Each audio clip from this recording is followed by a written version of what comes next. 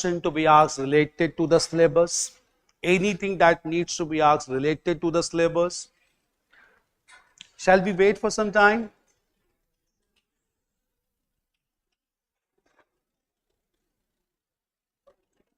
You are having marathon sessions, 3 sessions, 4 sessions also, some of you. You are attending class since 11 o'clock or before that also? And you will continue till 8 o'clock? Clear. Because I have been told that you have another session at 5:30. Okay. Great. Endurance. Okay. Shall we wait for 1-2 minutes? 2 minutes. 2 minutes.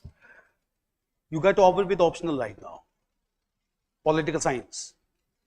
GS. Optional.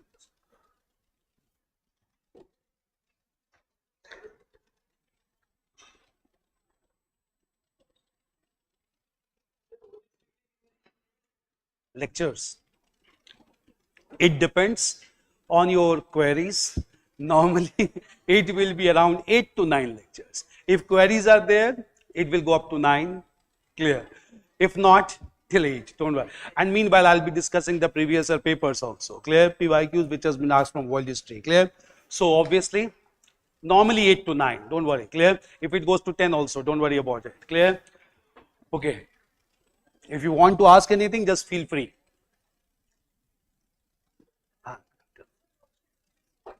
Source of world history, that is a very most common thing. Source of world history. See, again, I keep on emphasizing on one important thing always. Clear? Judge every topic from the perspective of cost-benefit analysis. It's very important. You need to have a very smart approach. Clear? From world history, this time in mains examination, there were 2 questions. Clear? But the best part with world history is very straightforward. If you write answers, you will get marks. Clear? It's very easy also. World history is not tough. Clear? So if you write questions very just straightforward, you will get marks. Clear? 2 questions this time. In coming year also, it can be 2 questions from world history, 30 marks. It means a lot. Clear? It could displace your rank from IS to IPS also. Clear? So always keep in mind. Clear? 30 marks means a lot. Clear? In GL, 1 mark also matters. Clear? So obviously 30 marks means a lot. Clear? And it's a simple topic, straightforward altogether. Clear? If you look into that trend, nothing has been asked beyond the syllabus. We'll be covering some topics beyond the syllabus also. I believe stick to the class notes because everything would be done. Clear? But if you want to read more, clear? There's one book which won't consume much time. That book is History of Modern World by Arjun Dev.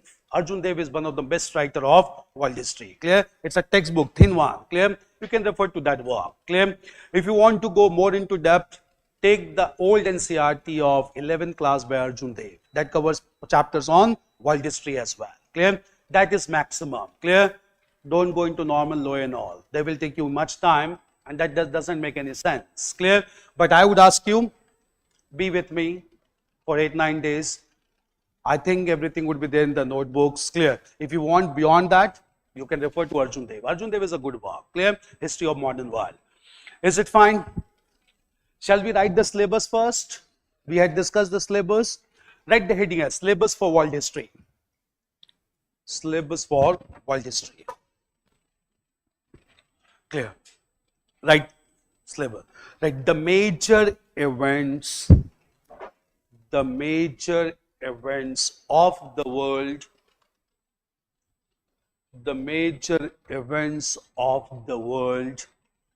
from 18th century, like Industrial Revolution, this is the first topic. Like Industrial Revolution, semicolon, 2 world wars, First and Second World War, 2 world wars. We can witness the third one also very soon.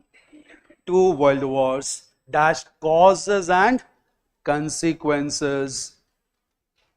Causes and consequences, semicolon. redrawal of national boundaries, redrawal of national boundaries, redrawal of national boundaries, clear, semicolon, colonization and decolonization, colonization and decolonization, semicolon, political philosophy like capitalism, socialism, capitalism, socialism, communism, dash, their forms and impact on society, their forms, their variants, their forms and impact on society, their forms and impact on society. These are the topics explicitly mentioned. That has to be done with all sincerity, clear? But beyond this also will be cover all the revolutions of world history, Italian unification, German unification, role of leaders like Napoleon and Bismarck, clear? These all things to be done. Is it fine? The syllabus is very clear. Now, first of all, we'll start with major developments from 18th century like Industrial Revolution, clear? Understand the philosophy also. Why this topic, clear? Industrial Revolution needs to be understood clearly because it provided the template for all changes in the world which are being witnessed even now, clear? So this is the first major development of modern era in Europe, which first of all occurred in Britain, also known as England at that point of time, clear? Now, before we discuss the beginning of industrialization or the industrial revolution, we need to discuss the background. Just understand the background, clear? Like in Indian history, we have three phases known as the ancient, medieval and the modern phase. Even in European history, clear, there were three phases known as the ancient, medieval and the modern phase. What is the difference, clear? In Europe, the medieval age came to an end around 13th century when medieval institutions began to be challenged, clear? The country which witnessed the challenging of medieval institutions for the first time was the country of Britain, or presently known as United Kingdom. That is why Britain emerged to be the first modern nation state all across the world, clear? Now, which were these medieval institutions which were challenged, which were rather eliminated, that marked the end of medieval times and beginning of modern times? Do understand, clear? The most important political institution which dominated entire Europe in medieval time was institution of autocratic monarchy, clear?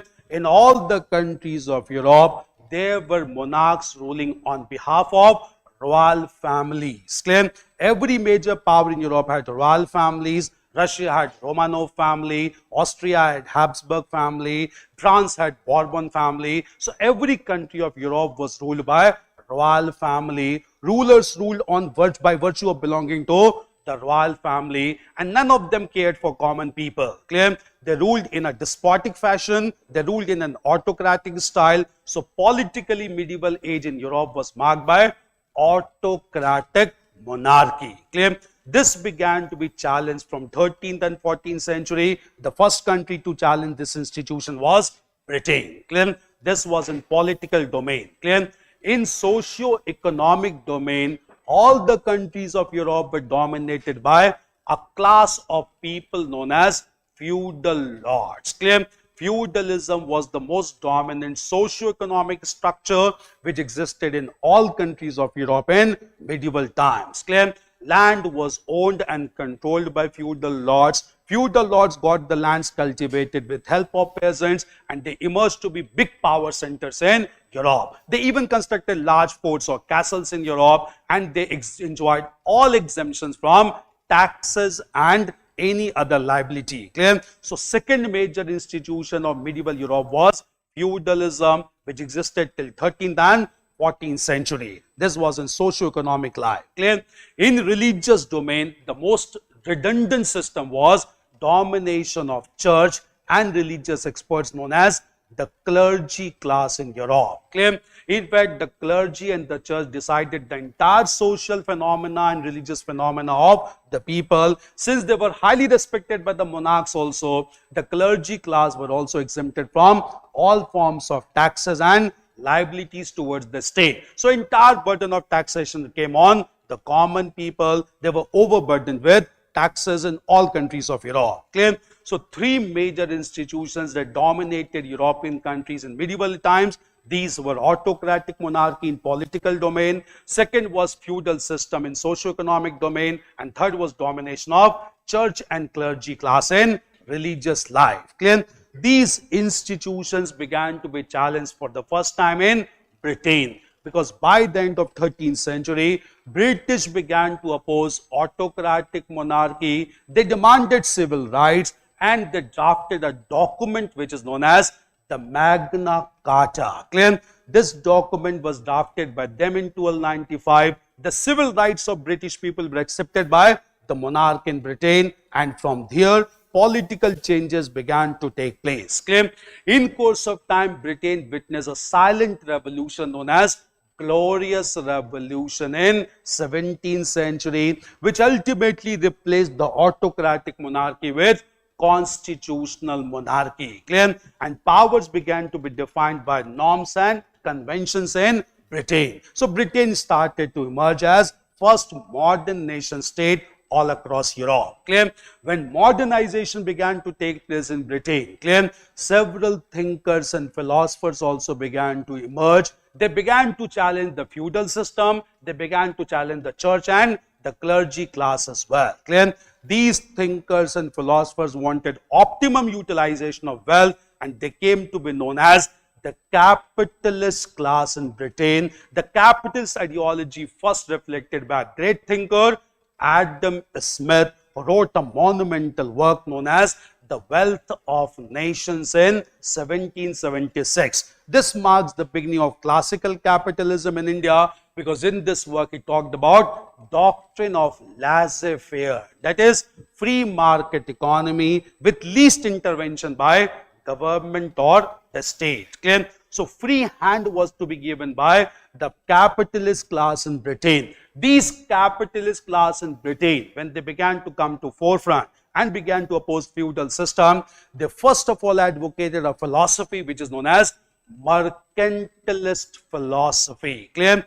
Capitalism starts originally with mercantilist approach. Do understand this approach very clearly. Right now, America under Trump is committing towards mercantilism in the world because of high tariff charges. Clear? Because Trump has made it very clear, we will follow mercantilism, that is hoarding of wealth in America only for Americans. Clear? Not for anyone else. Clear? This philosophy originally started in Britain, known as philosophy of mercantilism. Clear? So what exactly do we mean by the philosophy of mercantilism? Clear? According to philosophy of mercantilism, resources are to be controlled within the state by promoting export and by restricting import. Clear? So by promoting export, a country can earn foreign exchange. By restricting import, drain of that resources can be prevented, and that is known as hoarding of wealth. That is known basically as collecting of wealth. This philosophy of working in national interest to hoard the wealth is known as mercantilism. Clear? Capitalist class began to promote mercantilism in Britain from the very beginning. With this concept of mercantilism only, they began to colonize Asia and Africa, began to collect huge amount of wealth from these countries. Clear? And when huge amount of wealth was collected, it resulted into a phenomenon known as capital formation in Britain, and with capital formation, ideology of capitalism emerged in Britain. The emerging capitalist class wanted optimum utilization of wealth, and with this concept, they started several economic reforms within Britain that marked the beginning of industrialization in a big way. Clear? So first major development was political transformation in Britain, which was accompanied by economic rethinking, and this economic rethinking was done by traders and merchants who first of all promoted mercantilism. Mercantilism led to capital formation. Capital formation in turn promoted capitalist philosophy in Britain, highly promoted by Adam Smith in his work Wealth of Nations. This original thing is clear how the modernization started, first of all in Britain. Clear? And as of now, when we say world history basically means European history, because United States at that time was not in existence. Even United States was a colony of Britain. Clear? So as of now, at that time it was European history. We normally call it to be world history because Europe only dominated America, Asia, and even Africa. This is clear, first of all, how medieval age began to be challenged. Clear? Right, heading as clear. Right, the background to the modern age, the background to the modern age in Europe, the background to the modern age in Europe. Right, introduction, clear? Right, the medieval age in Europe, the medieval age in Europe began to be challenged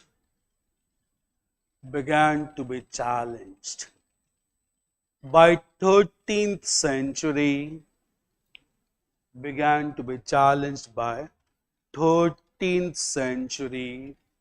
13th century with beginning of cultural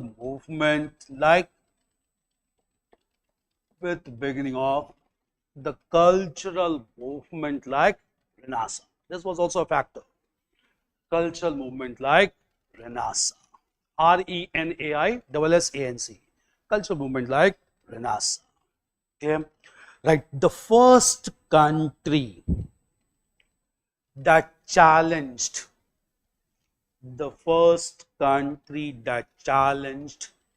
medieval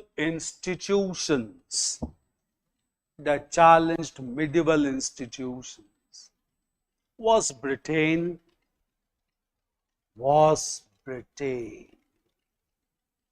Clear? Change paragraph now. Right, the medieval age in Europe,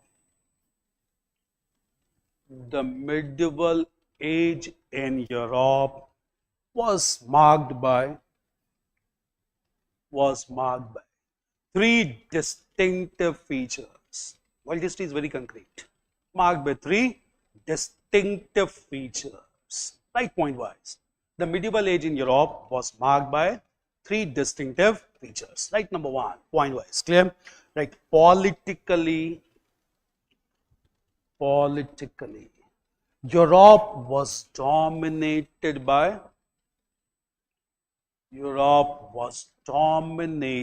by autocratic monarchy, no democratic institution. Europe was dominated by autocratic monarchy. First thing. Right. Second point. Clear. Right. Economically,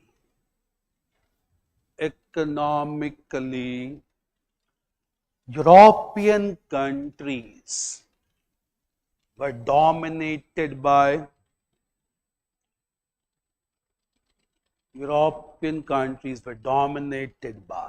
the feudal system,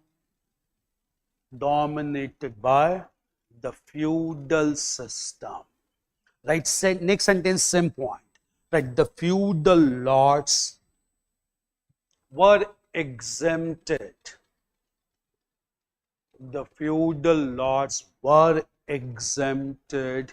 From all taxes, and provided with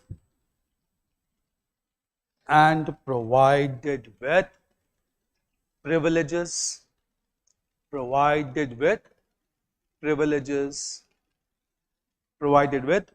Third point, right, religiously,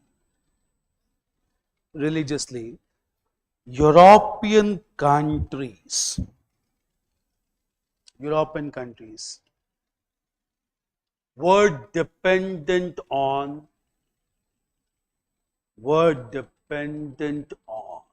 the institution of church depended on institution of church and the clergy class, institution of church and the clergy class. Clear? Right, next sentence, same point. Right, in fact, church was considered to be,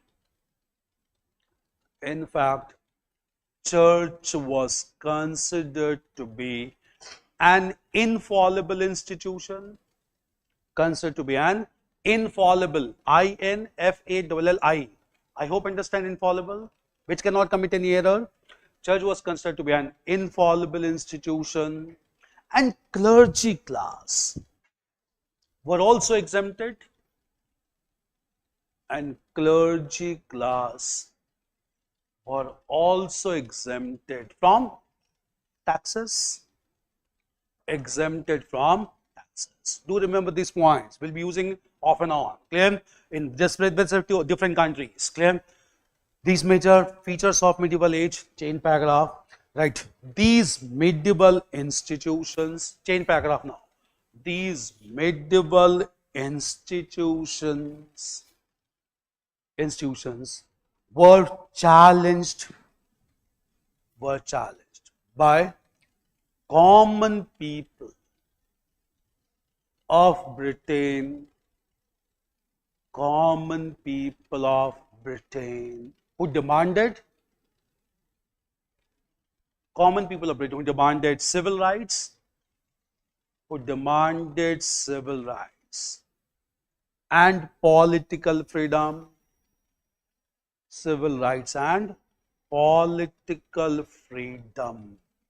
Shall I be slow? More slow? It's fine. Political freedom. Clear? Right. These people drafted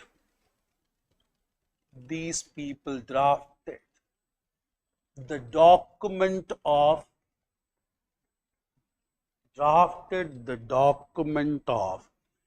Magna Carta,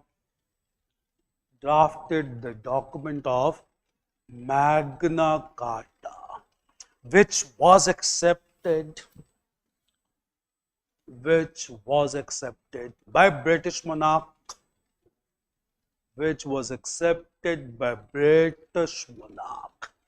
in 1295. Okay. Right. With increasing awareness among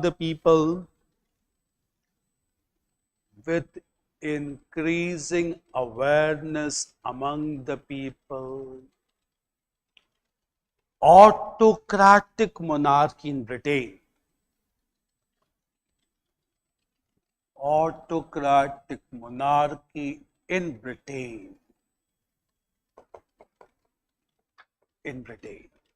was replaced by constitutional monarchy, through the glorious revolution, bloodless revolution,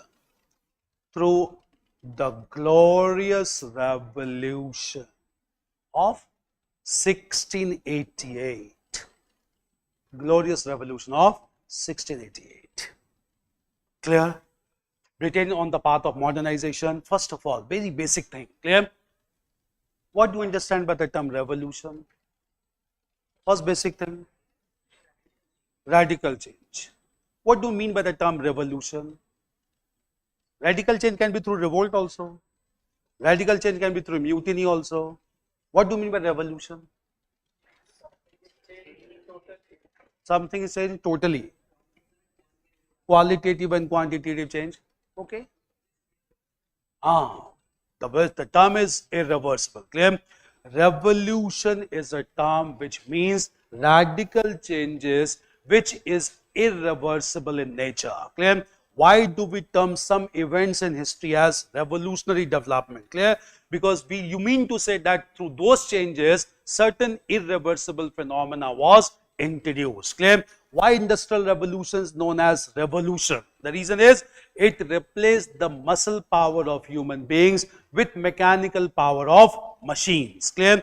And after that, every country, even India these days, is witnessing radical industrial growth and development. Clear? So revolution is a phenomena which introduces irreversible changes. Clear? So irreversible changes because the changes has to be followed from generation to generation. Clear? Which may not be possible through revolt, which may not be possible through mutiny. It is only possible through revolution. Clear? So why do we need to study 5 revolutions? Industrial revolution, marking the beginning of mechanical age. Clear? French Revolution, because it gave philosophies like liberty, equality and fraternity to entire humanity. Why American Revolution? It gave the first written constitution to the world, which we follow even now in contemporary times. Clear? Why Chinese Revolution? It promoted the philosophy of communism at all across the world, which we are witnessing even in countries like India as of now, largely supported by Naxal forces. Clear? Why Russian Revolution? It popularized the philosophy of socialism at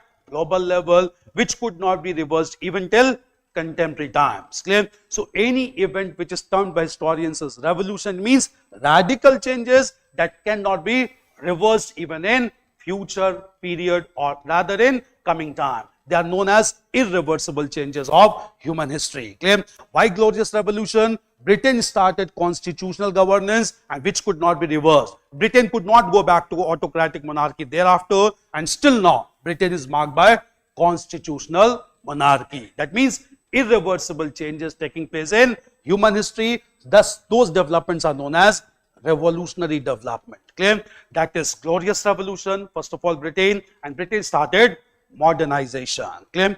Right, next paragraph. Right, with the beginning of modernization in Britain,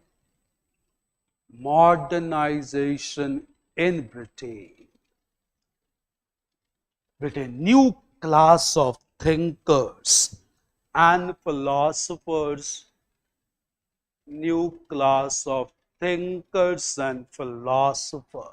emerged.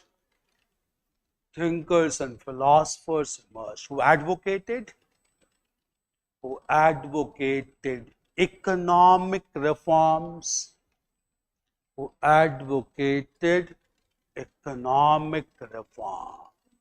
Clear?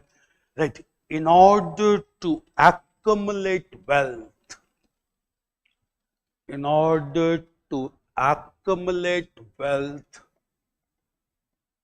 they adopted the philosophy of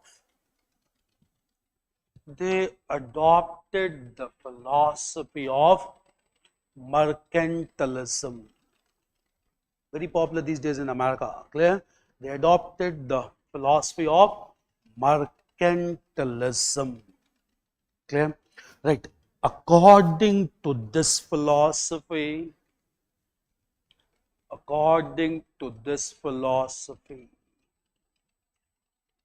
promotion of exports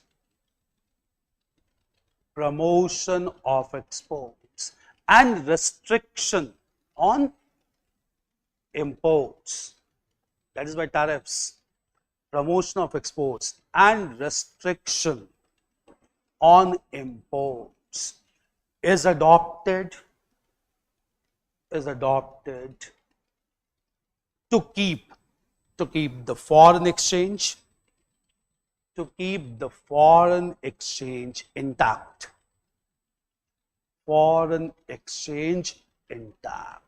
Clear?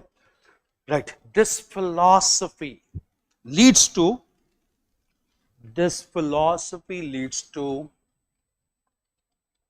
hoarding of wealth. HOAR leads to hoarding of wealth and even capital formation.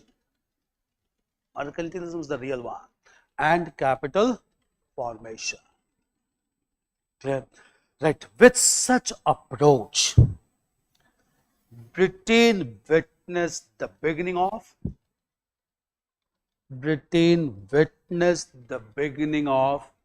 Capitalism Britain witnessed the beginning of capitalism oriented towards profit maximization, oriented towards profit maximization through optimum utilization. Through optimum utilization. Ideas rules the world. Clear? Through optimum utilization. Clear? Right. The philosophy of capitalism. The philosophy of capitalism was supported by Adam Smith. Was supported by Adam Smith in his work. Adam Smith in his work, The Wealth of Nations. Write The Wealth of Nations within inverted comma. In his work, The Wealth of Nations, in 1776. In 1776. Okay. Right. In this work, he gave the doctrine of, in this work, he gave the doctrine of laissez-faire. He gave the doctrine of laissez-faire. Gave the doctrine of laissez-faire or free market economy,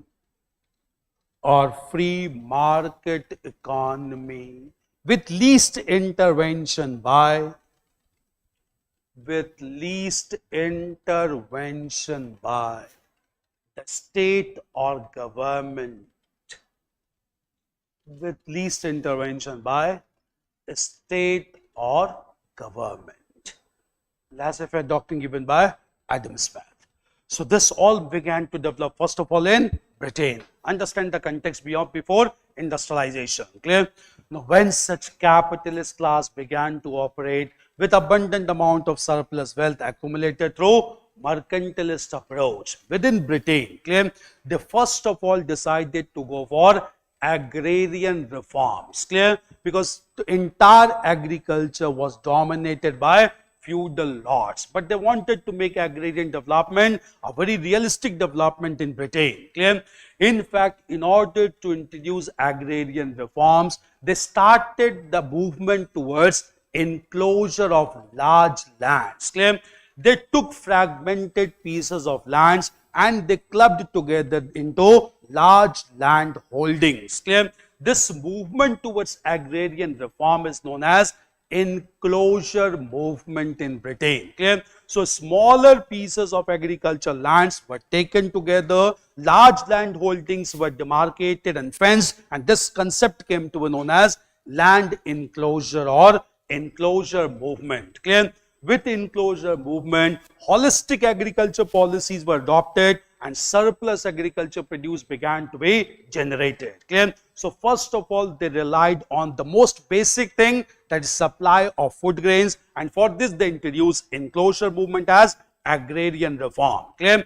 When they were relieved with surplus production of food grains, where people could be fed up with large amount of buffer stock of food grains, clear, they began to convince the common people to shift from domestic production to factory system of production. Clear? It was not that production was not going on. Clear? Production was taking place, but production was taking place only within the premises of houses. Clear? Certain raw materials were given to them by feudal lords and aristocratic classes.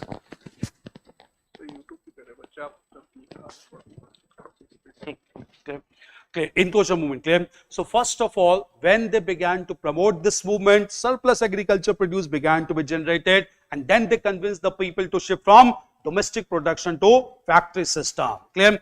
When at this point till this time, the feudal lords, the royal classes or the royalty, they provided raw materials to the people. They produced aristocratic articles within their homes and supplied them to the royal classes. Clear?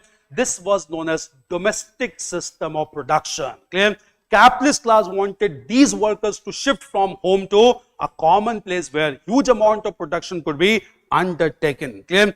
Domestic producers were shifted to factory setups where huge amount of raw materials were provided by the capitalist class, and therefore huge amount of production began to take place. Clear? These places where production began to be done by large number of workers, these centers came to be known as factories in Britain. Clear? So domestic system of production was replaced by factory system of production because people could survive working on non-agriculture because buffer stock of food grains has been generated through enclosure movement. Clear? And when factories were established, abundant production of other articles began to take place, and these articles were to be exported to other countries to earn necessary profit. Clear? The capitalist class realized the dependency of Britain is largely on textiles which were imported from countries like Asia and Africa. To make Britain self-sufficient in textile production, they wanted production of textiles to be promoted in factory setups. Clear? To promote production in textile sector, the capitalist class came forward to sponsor scientific inventions and discoveries. Clear? Series of scientific inventions and discoveries took place which ultimately replaced the muscle power of human beings with mechanical power of machines. Clear? Set of scientific inventions and discoveries also was largely responsible for industrialization in Britain. But first of all, agrarian reforms, which is largely known as enclosure movement. Clear? Write about this development first. Clear? Right? Guided by the capitalist philosophy, guided by the capitalist philosophy, guided by the capitalist philosophy, Clear? The leaders in Britain, decided to introduce agrarian reforms,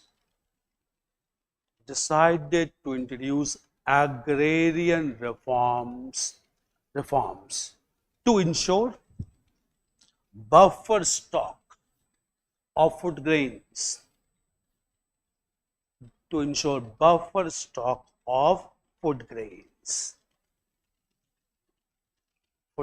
Clear? Right? They started to integrate smaller pieces of agricultural land. They started to integrate smaller pieces of agricultural land into large land holdings,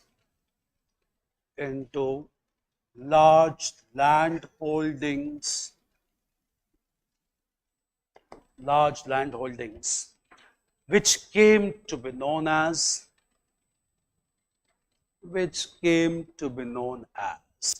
the enclosure movement.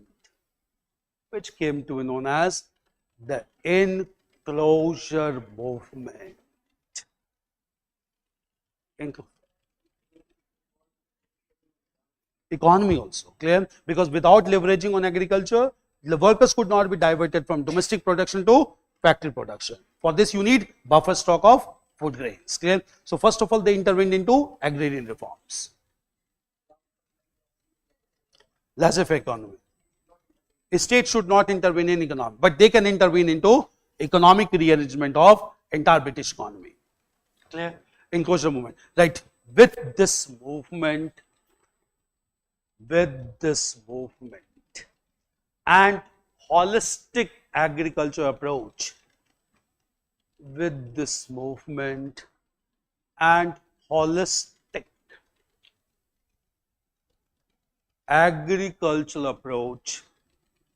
holistic agriculture approach, surplus production,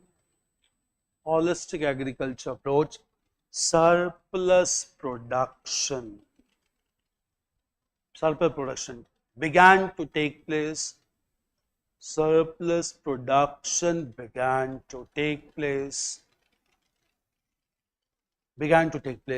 leading to food security,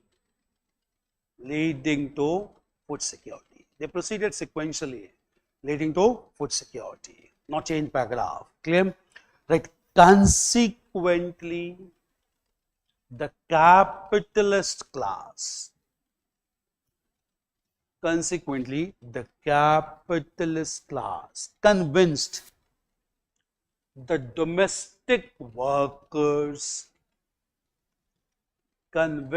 domestic workers to shift towards the factory system of production,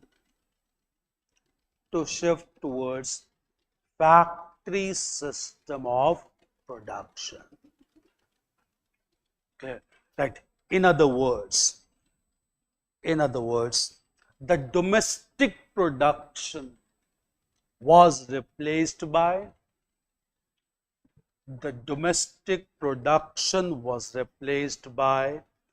the factory system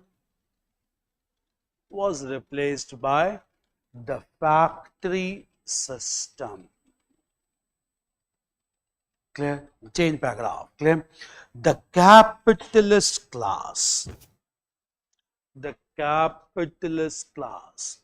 wanted to promote large industries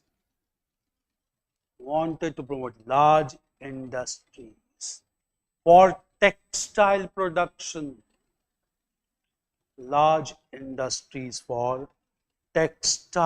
production, Okay. That they sponsored scientific inventions.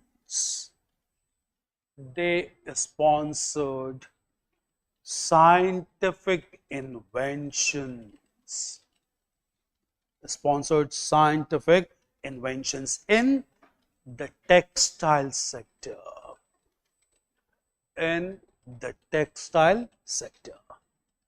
Now we'll understand this. Clear? So all major developments are very clear. You need to understand it chronologically. Everything is correlated with each other. Clear? Now, as the saying goes, clear? Necessity is the mother of all inventions. Clear? All inventions were also to be done according to the necessity of textile sector. Clear?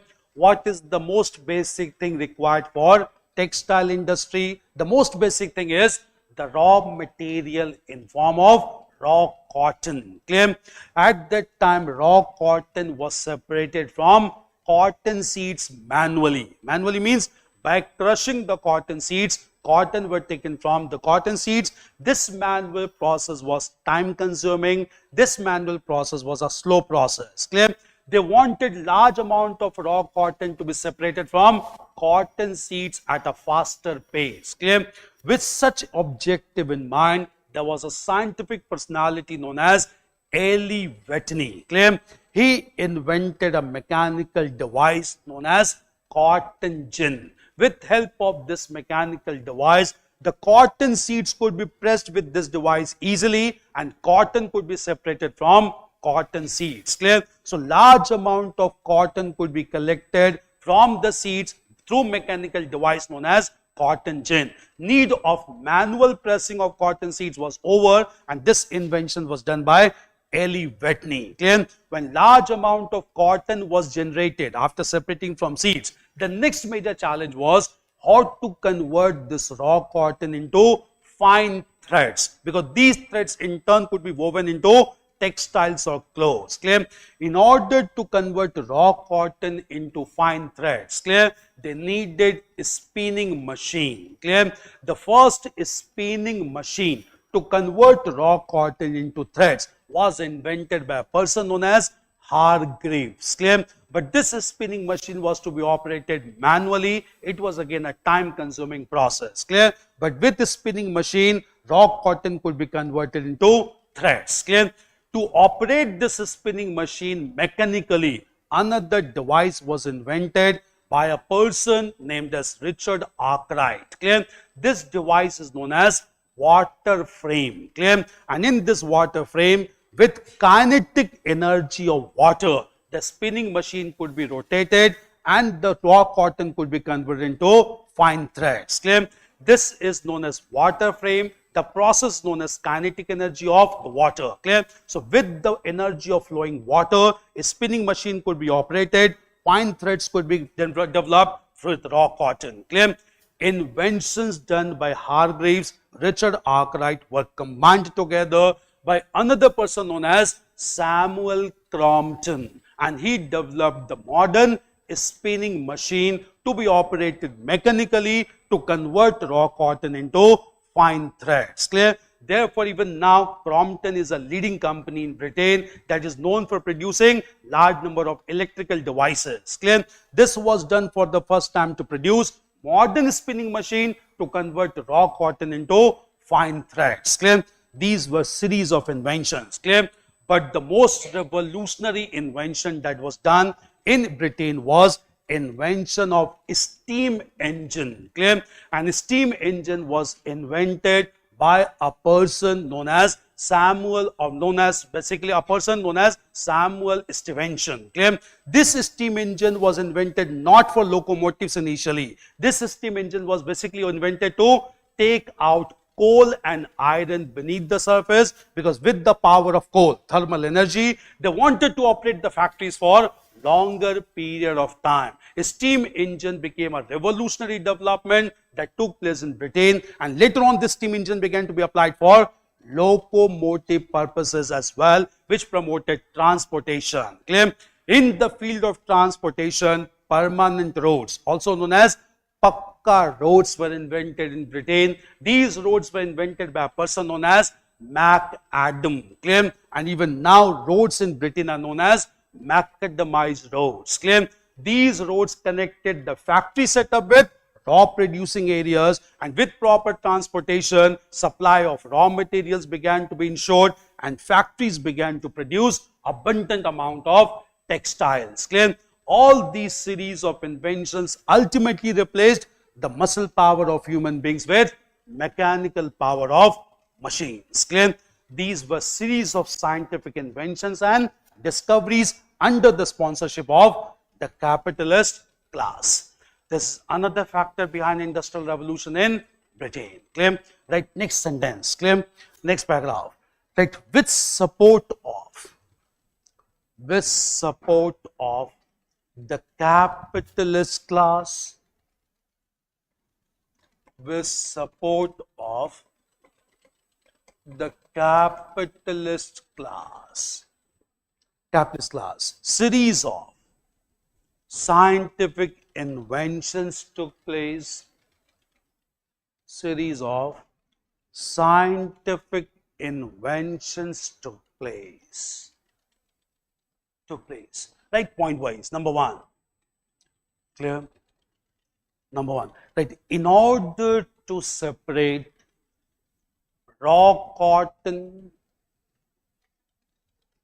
in order to separate raw cotton from cotton seeds, raw cotton from cotton seeds, comma, Eli Whitney invented the cotton gin. Eli Whitney invented the cotton gin. Clear? Right, next sentence here only. Right, this led to collection of large amount of raw cotton,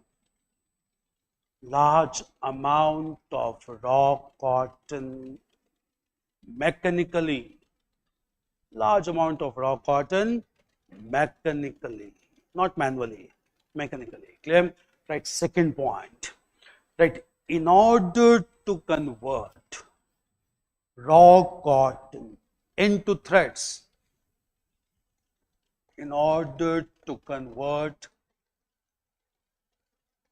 raw cotton into threads. THREADS. Raw cotton into threads. Clear? A spinning machine was invented. A spinning machine was invented by Hargreaves. A spinning machine was invented by Hargreaves. Was invented by Hargreaves. Hargreaves. Clear? Right here only. However, this machine was operated like the charkha of Mahatma Gandhi. This machine was operated manually. Was operated manually. Now write the third point. Clear? Right. In order to operate a spinning machine, in order to operate a spinning machine mechanically, the spinning machine mechanically, a scientific person,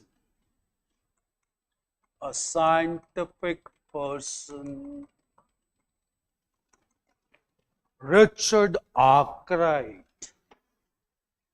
a scientific person, Richard Arkwright, WRIGST, Richard Arkwright, invented water frame. Richard Arkwright invented water frame. Clear? Water frame. Right? Next sentence here only, same point. Clear? Right. Through kinetic energy of flowing water, through kinetic energy. I hope you understand kinetic energy and potential energy. You must be knowing better than me. Clear? Kinetic energy. Clear? Through kinetic energy of flowing water, kinetic energy of flowing water, a spinning machine could be operated. A spinning machine could be operated mechanically, could be operated mechanically. Clear? Write the fifth point.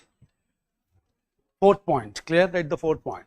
The inventions of Hargreaves and Richard Arkwright, the inventions of Hargreaves and Richard Arkwright were combined together,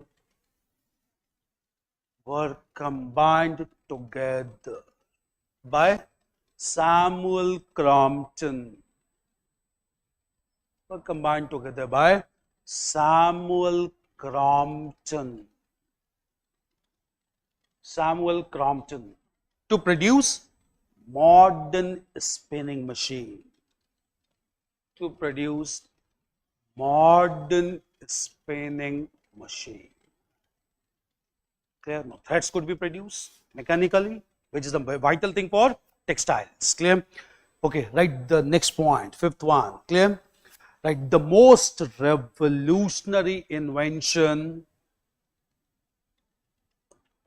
the most revolutionary invention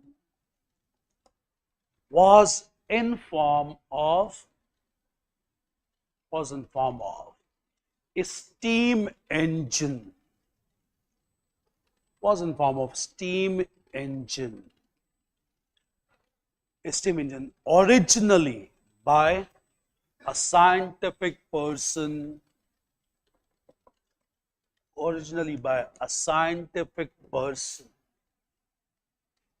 James Watt. Originally by a scientific person, James Watt, in 1769. Write the year also, it's very important. James Watt in 1769. 1769. Right here only, next, same point. Clear?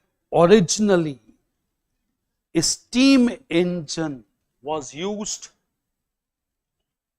The steam engine was used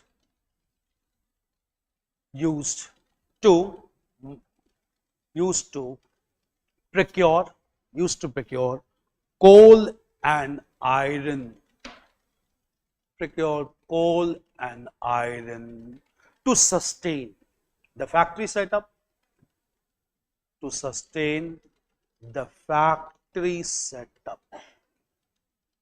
Same point to write next sentence. Clear? Right. This is steam engine was promoted for locomotive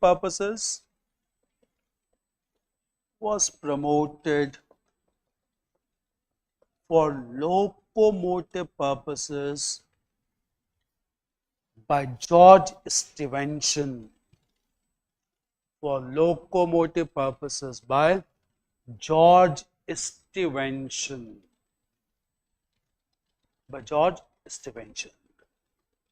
Clear? Transportation. Right. Next point. In George Stephenson.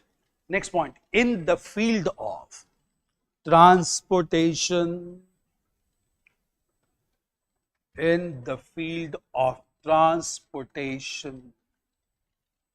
Permanent roads were promoted. In the field of transportation, permanent roads were promoted. Also, Pakka roads. Permanent roads were promoted by MacAdam.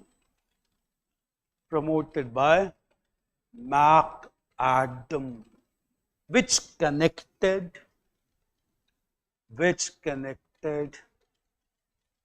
factories with raw materials, producing belt,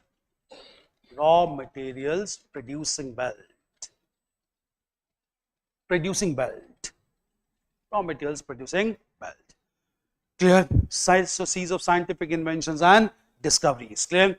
Write one sentence finally. Write next paragraph. Clear? All these scientific inventions ultimately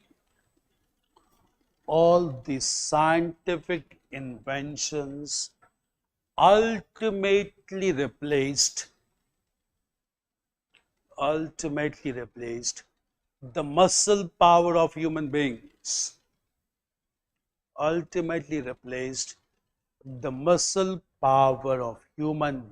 With the mechanical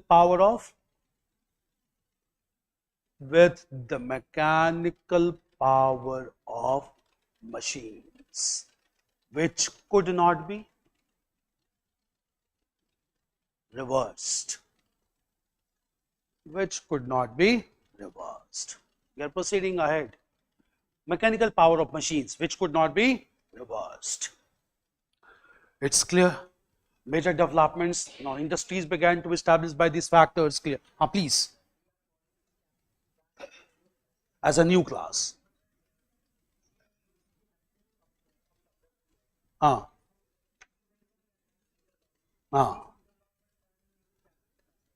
To large extent, yes. Yeah, obviously. See, again, I'll let you know. Clear? In history, we believe that. His question is very valid. His question is that we have seen in history that nothing happens abruptly. Clear? How come the feudal lords only, or how come influential classes, they began to endorse capitalism, they began to follow mercantilism, leading to capital formation. Clear? It did not happen abruptly. Clear? In fact, when political reforms began to take place in Britain, clear? All these people who were agitating for political reforms, they wanted reforms in economy, they wanted reforms in society and religion also. Clear? They wanted complete transformation of Britain. Clear? So apart from demanding political reforms through Magna Carta and also through Glorious Revolution, they also began to promote economic and social reforms. Clear? They began to declare the church is not infallible, church can also commit mistake. They also wanted basic economic reforms. Clear? Now, why economic reforms they wanted and why they went for mercantilism? Clear? Do understand this also, it's very important. Clear? In fact, why do you read his world history? World history has a direct correlation with contemporary politics. Clear? In fact, clear, international relations also flows largely from world history. You need to understand. Clear? The reason is, if you look into location of United Kingdom even now. Clear? United, do you understand difference? United Kingdom, Great Britain and England. England along with Scotland and Wales is known as Great Britain. If you add Northern Ireland also, it is known as United Kingdom. Clear? If you look into location of United Kingdom, then only you will understand why Britain is never been a keen player in the European Union. Clear? Why it always wanted to exit the European Union. We need to understand this. Clear? First of all, we are discussing about European history, in which we are discussing about Britain. Clear?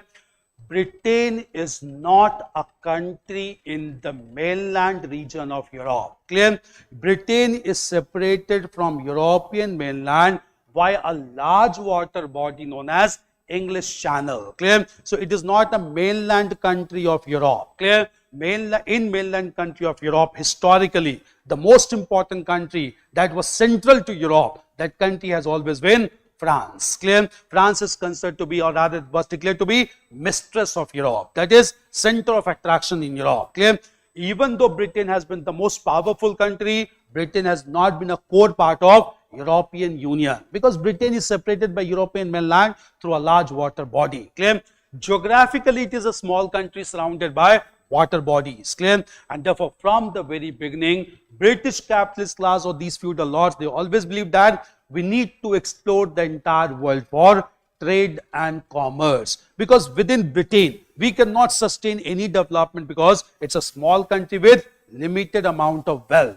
Until this wealth is supplemented by other countries, Britain cannot emerge to be a leading country. That is why they went for colonization all across Asia and Africa. Clear? Since then till now, Britain is a country which is known as country of merchants. Clear? They always believed in promoting maritime trade. Clear? So obviously when they realized that they have to procure resources from other parts of the world, they need to promote the policies of maritime trade. They began to promote maritime trade. They started to promote export, and they tried to restrict import. That is known as mercantilism. Clear? But to maximize the profit, what they realized, that most of their import was largely related to textiles. Clear? They can follow mercantilism only when all the imports related to textile gets ended and Britain becomes self-sufficient in textile production. Clear? That is why the capitalist class realized they need to promote series of scientific inventions and discoveries which will lead to economic self-sufficiency of Britain in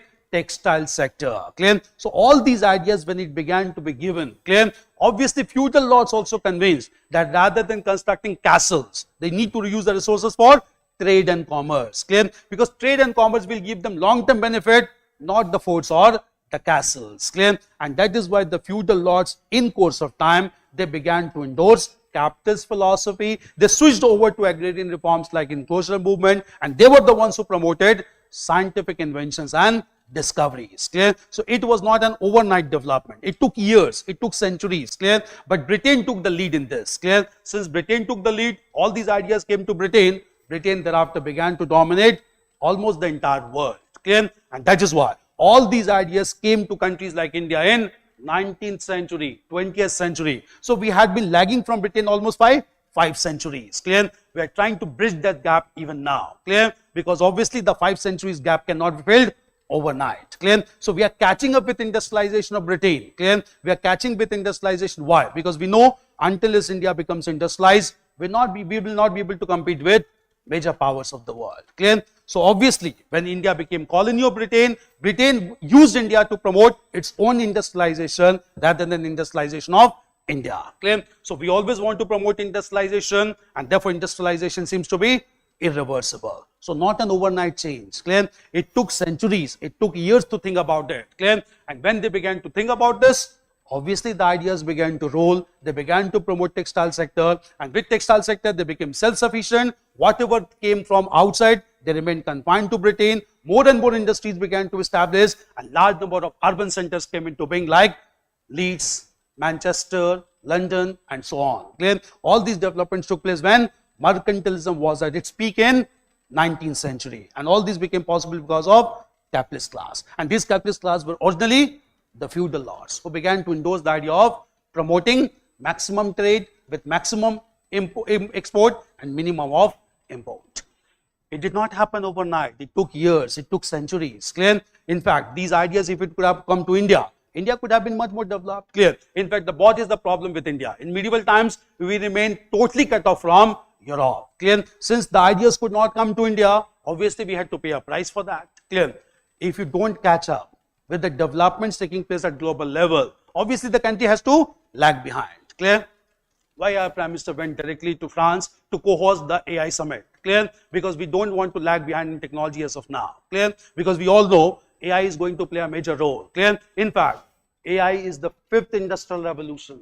Clear? It is the fifth industrial revolution that is going to take place. Clear? Because that cannot be reversed. Obviously, world is moving rapidly towards AI revolution. Clear? So we co-hosted the summit in France. Clear? Purpose of Prime Minister going to France was this AI summit only, and then he went to United States. Clear?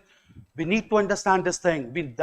As of now, India cannot lose behind these countries. We have already paid a price for that. Clear? And that is why we say colonization was also because of industrialization only. Clear? And industrial revolution was also responsible for 2 world wars. Clear? Because both the world wars were largely because of race for imperialism and colonialism. Clear? That is what the first topic is, industrial revolution. It happened through centuries of thinking. It happened centuries of ideas. Clear? It did not happen overnight. It's clear. The major factors leading to industrialization. Now write about these industries, please. Constitutional state. Clear? Constitutional monarchy. First of all, I'll let you know. You must be knowing also. Clear? Still, Britain does not have a written constitution. Clear? Constitutional monarchy that through norms and conventions. Clear? They fixed the powers and functions of the monarch, and they said that monarch has to function according to the rules and regulations mentioned and decided by the people, meaning thereby he cannot take autocratic or arbitrary decisions. Clear? His powers has to be regulated by the masses who decide the powers and authority of the monarch. Clear? When power of authority of monarch gets decided, clear, rules being decided by common people, clear, that is sometimes called as constitutional monarchy. Constitutional monarchy means monarch guided by fixed rules and regulations, not guided by any despotic approach. So autocratic monarchy got replaced by constitutional monarchy.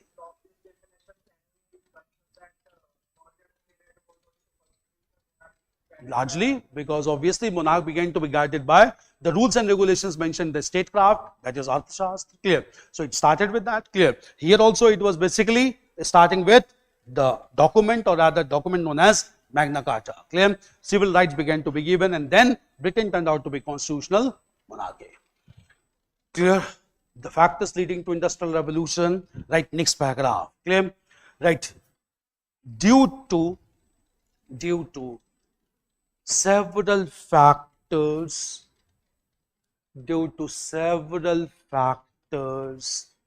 like political transformation,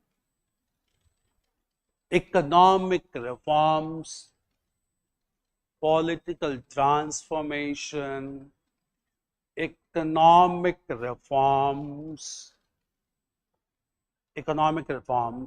and scientific inventions, large industries were established in Britain.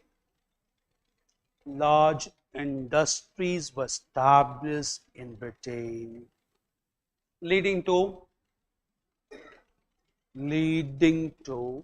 industrial revolution.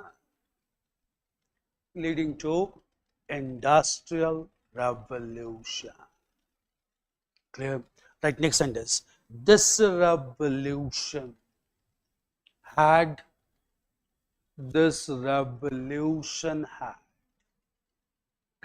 consequences for Britain, as well as for the entire world,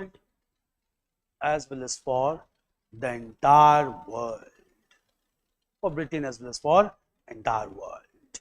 Clear? Now coming to this, what are the consequences? Clear? Now one question that has been asked in your mains examination PYQ is, why industrial revolution first occurred in Britain. Clear? You have to start with political transformation, economic reforms, that is agrarian reforms, and then series of scientific inventions and discoveries. Clear? Meanwhile, what were the major consequences? Clear? First of all, consequences of this revolution for Britain, and then we'll discuss consequences at global level. Clear? Within Britain, the first major consequence of industrial revolution was it resulted to establishment of large industries, and surrounding these industries, large and flourishing urban centers got established. Clear? So Britain witnessed rapid urbanization because of industrial revolution. Urban centers like Manchester, London, and so on began to be established in Britain. Clear? So urbanization took a very rapid pace. Clear? Along with the rapid pace of urbanization, population also began to multiply rapidly. Clear? Primary reason for multiplication of population was not industrialization per se. Clear? It was largely self-sufficiency of food materials. Clear? With self-sufficiency in production of food grains, multiple population began to take place, and Britain began to have dense population in 19th century. Clear?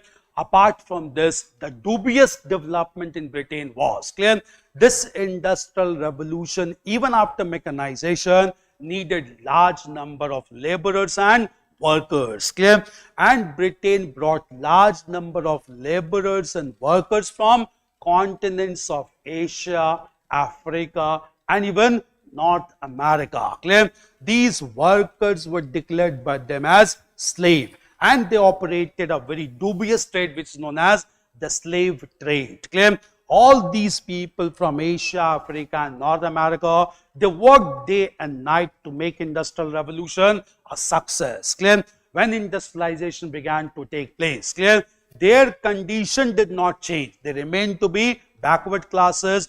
All the profits went to capitalist class of Britain. Clear? Therefore, urban centers in Britain was marked by extremities. Clear? Capitalist class had all the advantages of industrialization.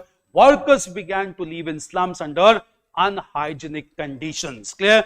The deplorable conditions of workers were even highlighted by the British novelist Charles Dickens. Clear? And therefore, huge amount of slaves were forced to live under unhygienic conditions in slaves. So urban centers were marked by flourishing culture along with slums at the same time marked by slaves of Asia, Africa, and North America. Clear?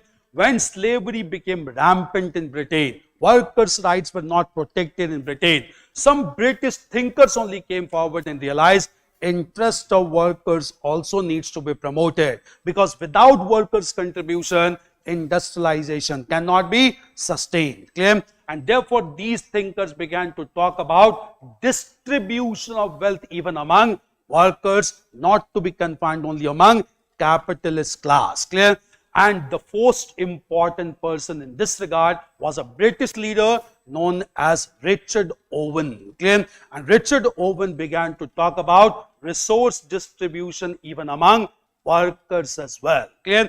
When community distribution of resources were advocated, it marks the beginning of rudimentary socialist philosophy for the first time. Clear? So big development is capitalism led to industrial revolution in Britain. Industrial revolution in turn led to rise of socialism in a rudimentary fashion. Clear? But such ideas given by Richard Owen did not have much impact on capitalist class. Condition of workers remained to be deteriorated, and therefore these socialist thinkers are known as first generation of thinkers, and they are known as utopian socialists. Clear? That is bookish socialist, ideal socialist whose ideas could not be implemented. Clear? So concept of utopian socialism emerged as a consequence of industrialization in Britain. This were all impact within British economy and society. Clear? Coming at global level, the capitalist class of Britain realized Britain alone cannot sustain industrialization. Industrialization has to be supported by resources taken from other parts of the world. And therefore, the traders and merchants of Britain They started the process of colonizing the countries of Asia, Africa, and North America. This marked the beginning of colonialism and imperialism in course of time, and this imperialism and colonialism started by Britain, was followed even by France and Germany, that led even to two catastrophic global wars at global level. Clear? This is the most dubious consequence of industrialization at global level, even leading to two world wars. Clear? This all starts with industrialization. Concept of utopian socialists clear, and this utopian socialists were largely criticized by Karl Marx, who advocated scientific socialism in course of time, also known as Marxist philosophy. It's clear. First, write the consequences. Clear? Right, next paragraph. Right, with industrialization in Britain, with industrialization in Britain, positive and negative consequences, positive and negative consequences were seen in Britain,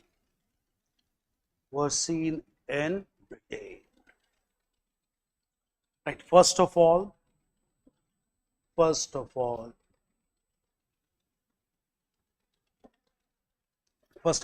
Britain witnessed rapid urbanization, centering around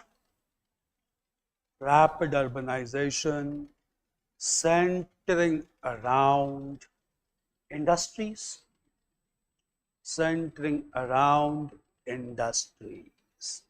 Okay. Right. Secondly, Britain witnessed rapid growth of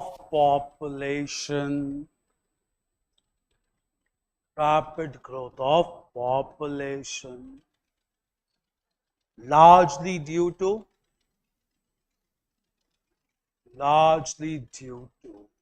food sufficiency,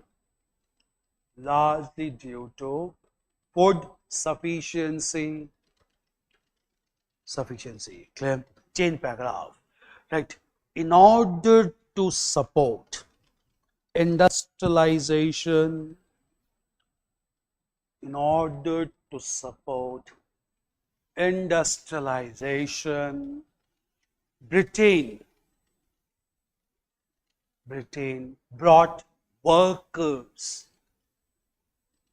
Britain brought workers. From Asia,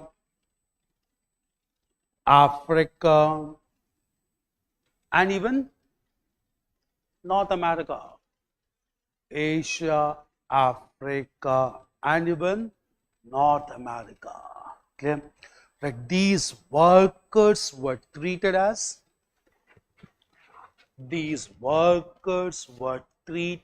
slaves.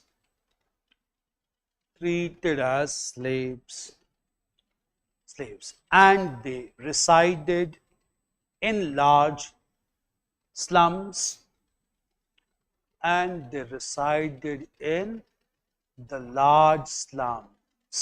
under unhygienic conditions,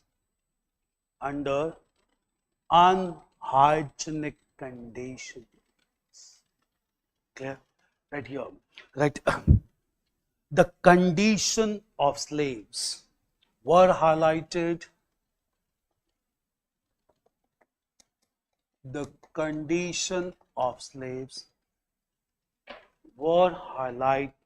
By British writer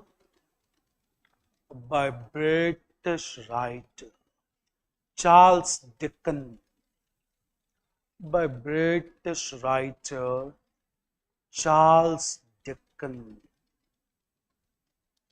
Dickens. Clear? Right. Even some capitalists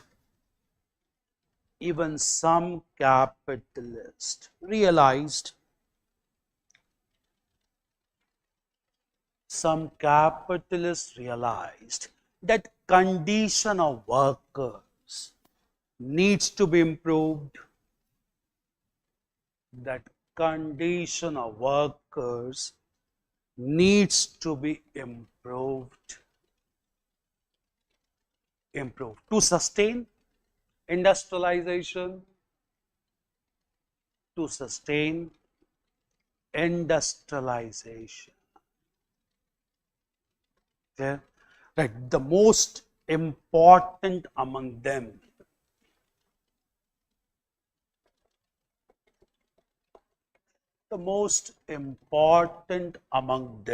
was Robert Owen. Some sources write Richard Owen. Clear? The most important among them was Robert Owen, who advocated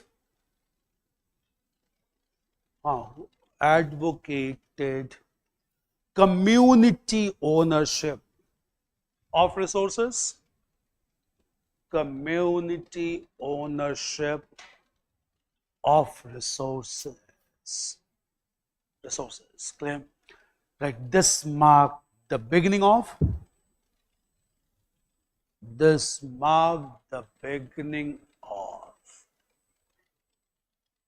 socialist philosophy. This marked the beginning of socialist philosophy. Clear? Right. However, such distribution was not followed.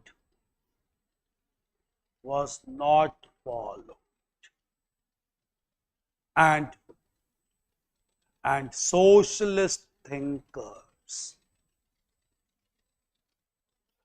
were termed as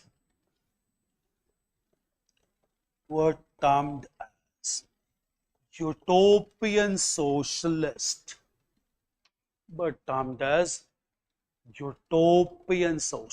ideal socialist, bookish socialist, termed as utopian socialist. So socialism started from industrialization. Clear? Change paragraph. Right.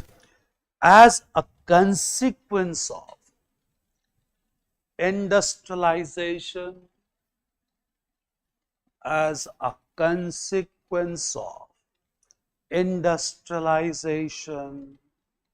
Britain began to acquire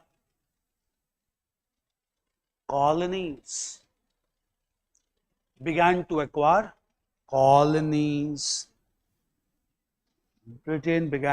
colonies in Asia, Africa, and North America.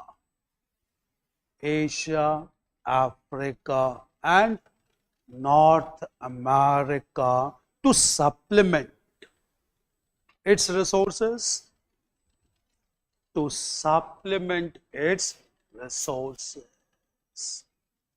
Clear? Supplement.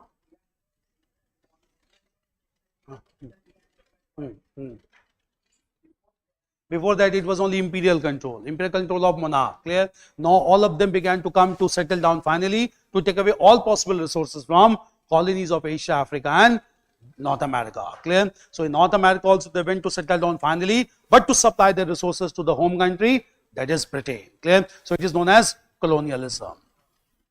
I hope you understand the difference imperialism and colonialism. We have done. No. What is the difference imperialism and colonialism? We are using the term colonialism here. What is the difference between the term imperialism and colonialism? Direct control.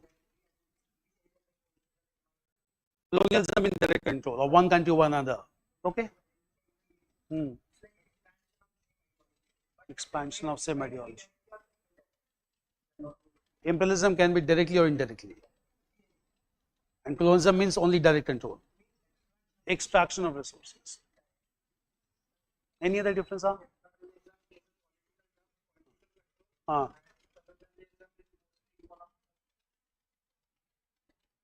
What is the difference?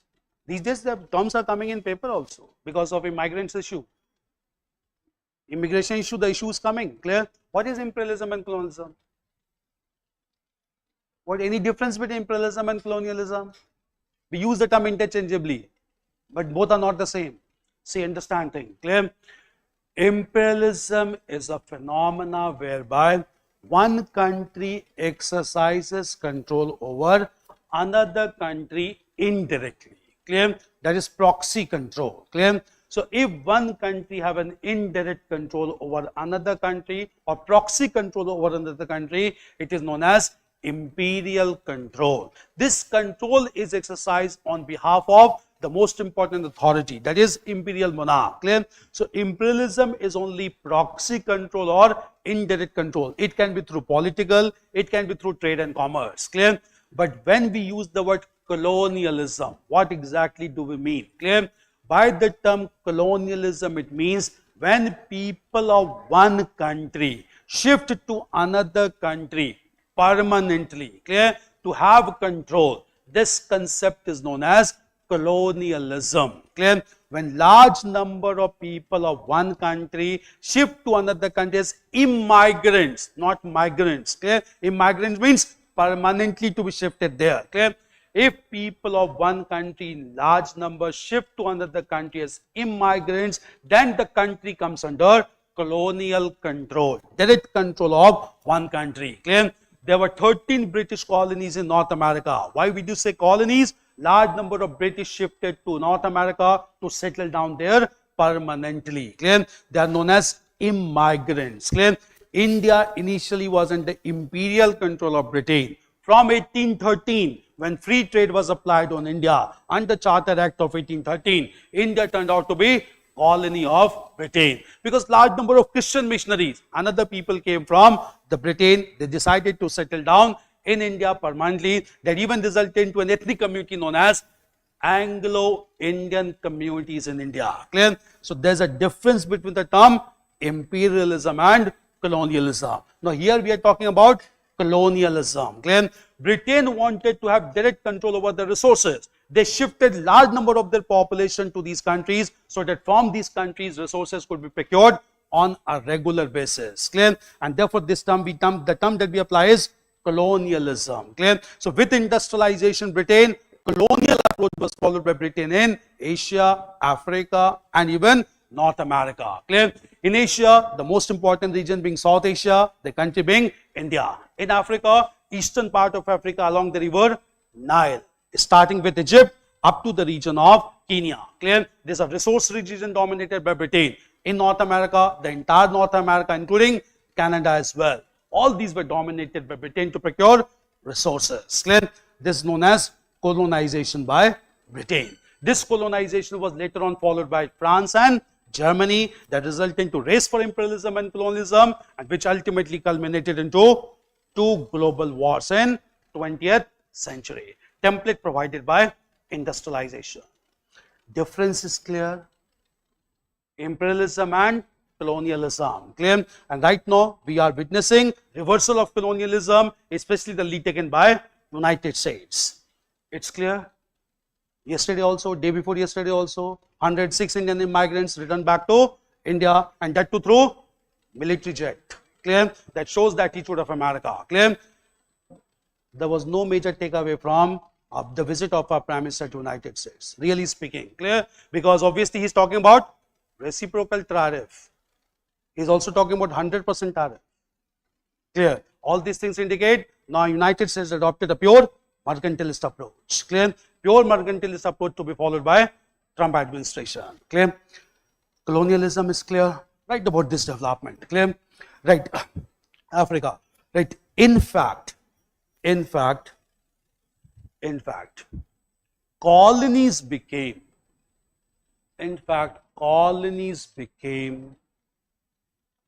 source of resources, and other countries like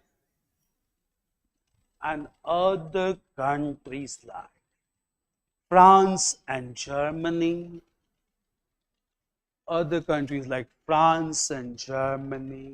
also began to acquire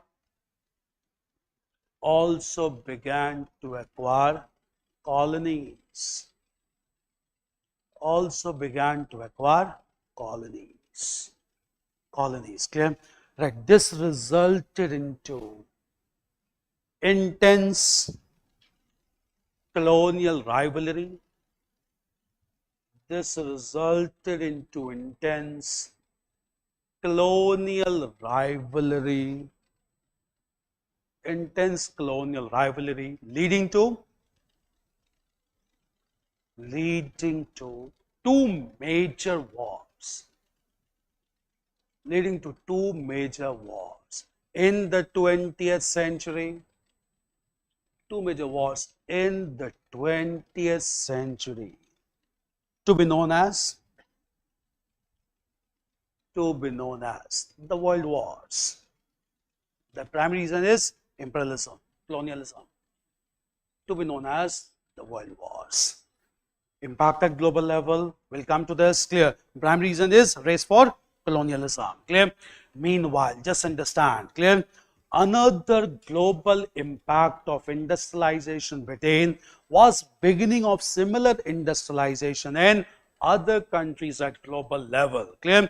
We'll come to these countries also which began to get industrialized, taking the example of Britain at global level, clear.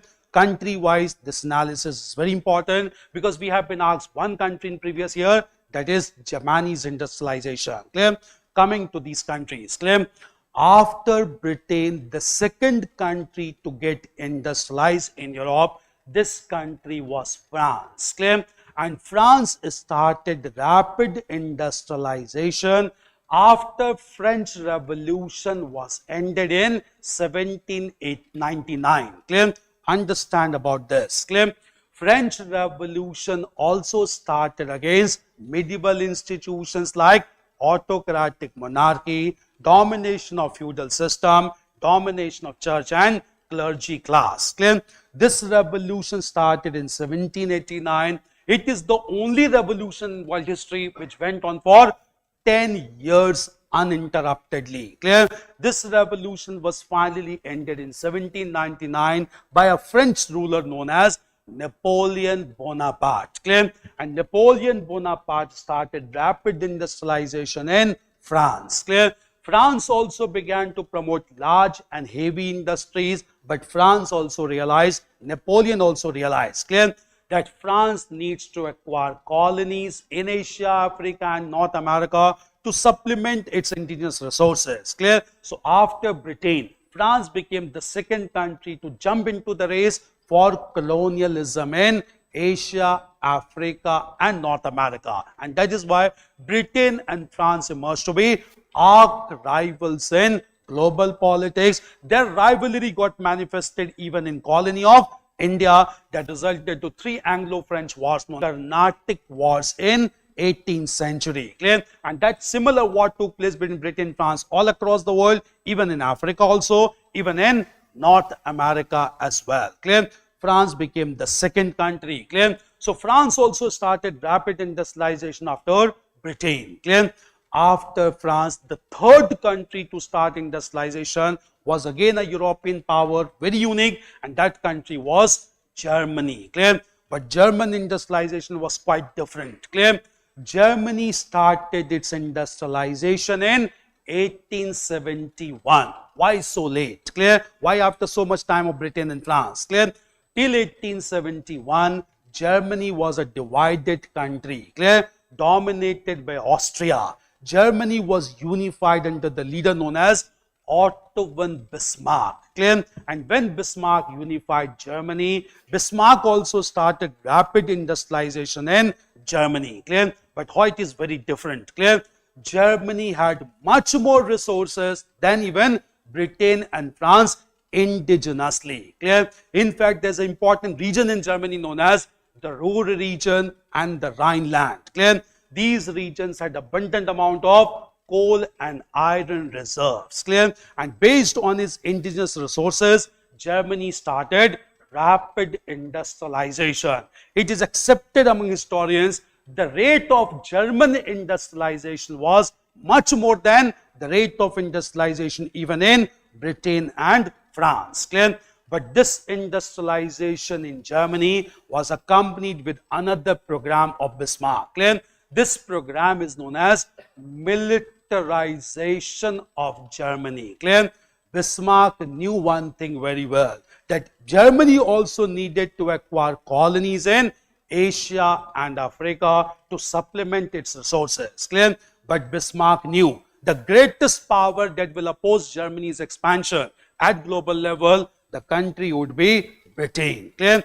And Bismarck knew one thing, Britain is dominating the entire world only because of its naval superiority. Clear? And Bismarck, therefore, to challenge the naval superiority of Britain, began to promote naval warfare or naval equipments in Germany. Clear? Large warships began to be produced in Germany. Large amount of arms and weapons began to be developed in Germany. And German industrialization was accompanied by militarization program of Bismarck. And very soon, Germany emerged to be a highly militarized country, and Germany then jumped into the race for colonies in Asia and Africa. Clear? Since most of the Asia and Africa were parceled out between Britain and France, Germany needed to adopt retaliatory measures against Britain and France, and with German aggression, now Britain and France came together. They rather synced all the rivalry because they wanted to deal with a third country, Germany. Clear? But even after coming together, they could not stop Germany, and Germany played the leading role in starting two world wars in 1914 and 1919. Clear? Two world wars were largely started by Germany because Germany wanted to acquire colonies in Asia and Africa. Clear? So German industrialization was distinct with respect to militarization done by Otto von Bismarck. Clear? This was the third country. Clear? Fourth country to start industrialization in Europe was the large country of Russia. Again with distinct note. Clear? Russia also could not start industrialization in 18th century, not even in 19th century. Clear? Russia started industrialization in 20th century after Russian Revolution. Clear? Because till 1917, Russia was also dominated by medieval institutions like autocratic monarchy, domination of clergy, domination of feudalism. All these things got eliminated with Russian Revolution under Vladimir Lenin. Clear? And from 1917, Russia under Lenin started rapid industrialization. But why Russia is distinct? Clear? Russia, in order to sustain industrialization, never went for acquiring colonies in Asia and Africa. Itself being a large geographical country, Russia had huge reserves of minerals and huge reserves of resources. Clear? Russia could not tap its own resources. There was no point of going for acquiring colonies. And even now, Russia has not been able to tap all its resources even in Siberian region. Clear? And that is why Russia remained to be a silent country, promoted industrialization under Lenin and then followed by Stalin peacefully, and that took a long time for Russian industrialization. Clear? So very different from Britain, France and Germany. Clear?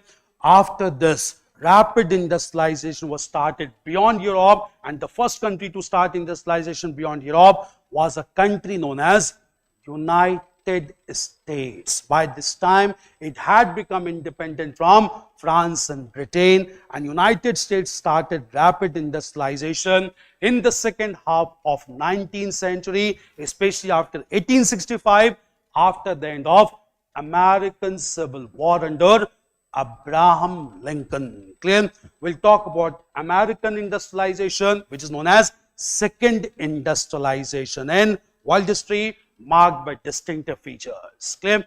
First of all, Europe. Clear? In Europe, we have countries like France, Germany and Russia. Clear? First of all, write about their industrialization, please. What was the impact of British Civil War? British Civil War on? Achha. Basically political transformation, because some families which were ruling in British, if you look into that, clear, there were rulers like basically the Tudors who were ruling in Britain. Clear? Political transformation largely took place in 1688 through Glorious Revolution. Clear?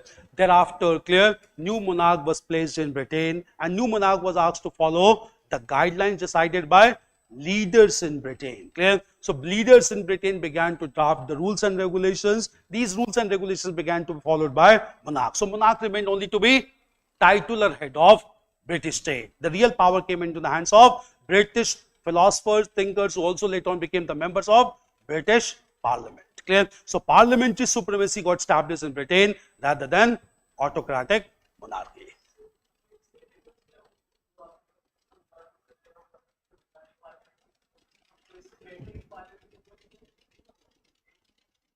वो established हुई 1688 के बाद. Clear?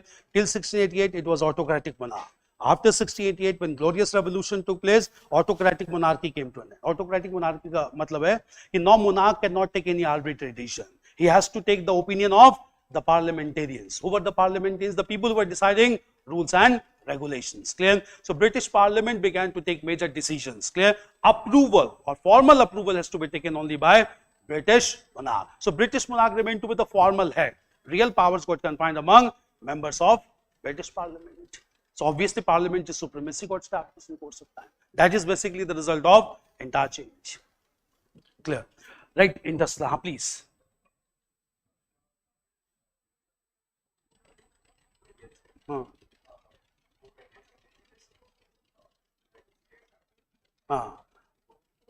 But we have to first of all discuss Europe.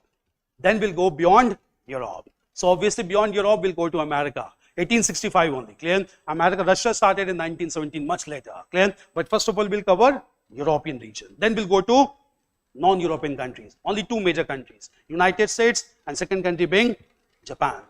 Clear? United States and Japan. Russia still has not been able to utilize resources. You must be knowing. We have one company in India, OVL. You know about OVL? ONGC Videsh Limited.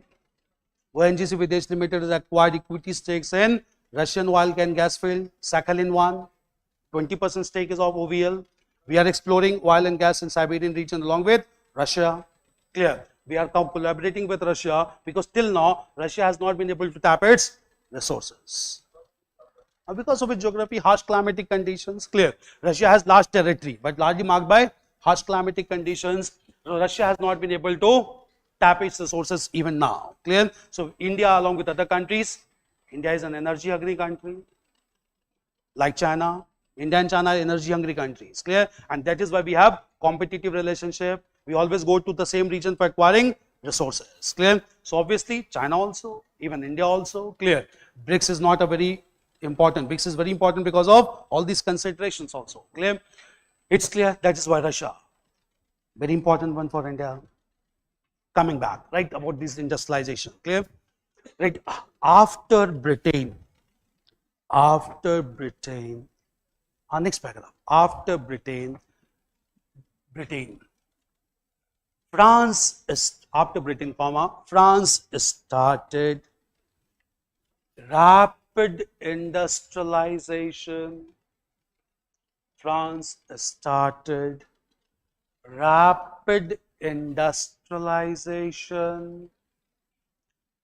rapid industrialization. After the French Revolution. After the French Revolution. By the end of the 18th century, 1799, turn of century, by the end of 18th century. Clear? Right. French industrialization. French industrialization was largely promoted by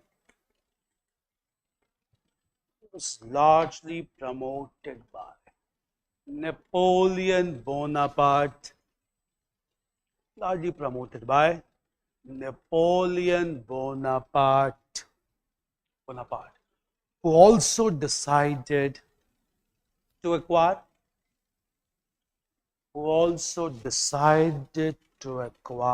colonies, in Asia, Africa, in Asia, Africa, and North America, Clear? Right, this resulted into rivalry between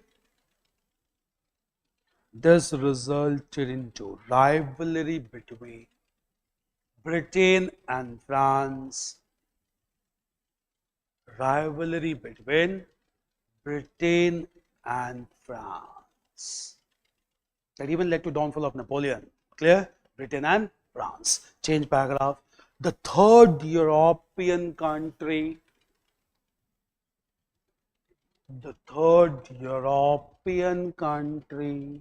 to start industrialization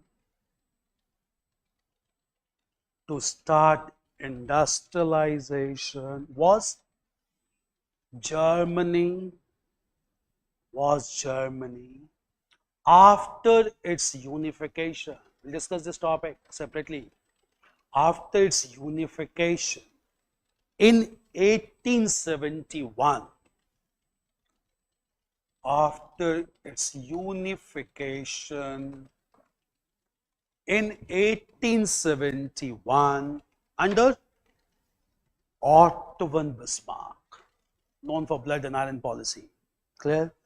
Under Otto Bismarck, very important leader. Otto Bismarck. Clear? Bismarck. Right. Germany started industrialization based on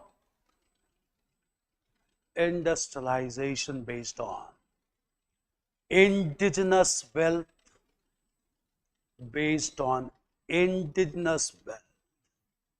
largely confined in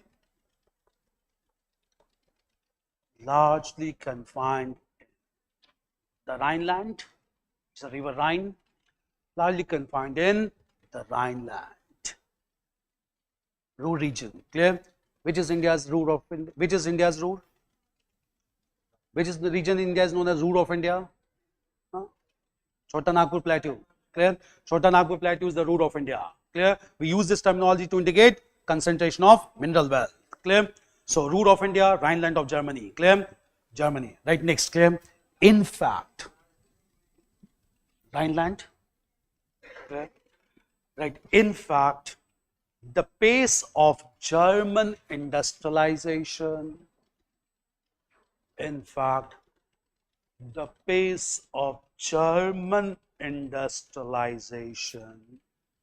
was more than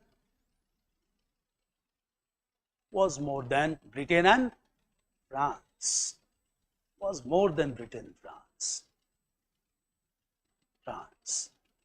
Clear? Chain paragraph. Right. German industrialization.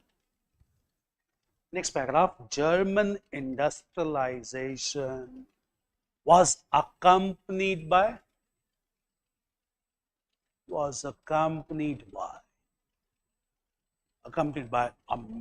military program,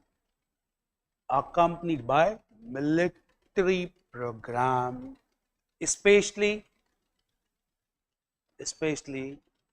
to promote naval power. Major reason for First World War. Clear? Especially naval power. Right. Bismarck wanted to challenge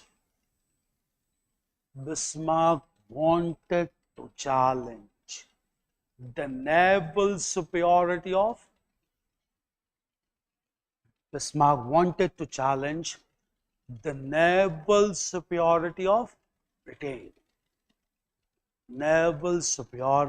Britain. And promoted large number of warships,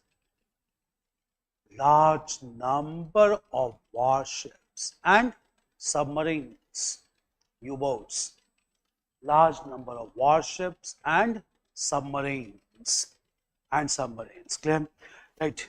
In fact, Germany Germany decided to acquire colonies,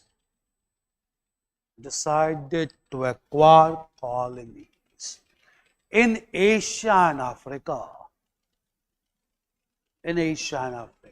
against Britain and France,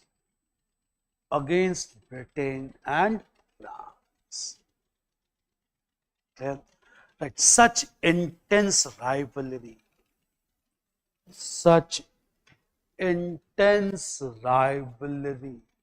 became a major reason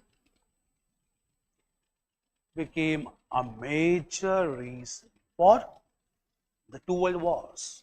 Both became a major reason for the two world wars. Something distinct about Germany, clear. Very similar to Japan. We'll come to that. Clear. Now, apart from Germany, the last major European power being Russia. Clear. Change paragraph. Right. Another European power. Next paragraph. Another European power. See, before we continue, I have been told that if you need some breathing space for 10 minutes, you can let me know. If not, it's better. You need some time, some break, because I think I have been told that you have been attending classes, you have another class also. Do you need some break? No? Not a bit.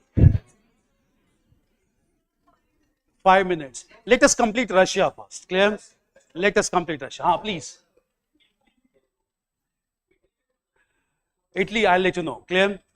See, if you want to understand about Italy, like Germany, which was a divided country, it got unified in 1871, largely the role played by Bismarck. Bismarck was from Prussia. We'll come to that country of Prussia. Clear? Like Germany, Italy was also a divided country. Clear? And both Italy and Germany was dominated by one country in Europe. That country was known as Austria. Austria was a large power at the time, even though Austria is a small country as of now, with capital at Vienna. Clear? Austria was a powerful country ruled by Habsburg dynasty. Clear? So Austria dominated over both Italy and Germany. Clear? But in course of time, clear, people of Italy and Germany started the agitation to unify. Clear?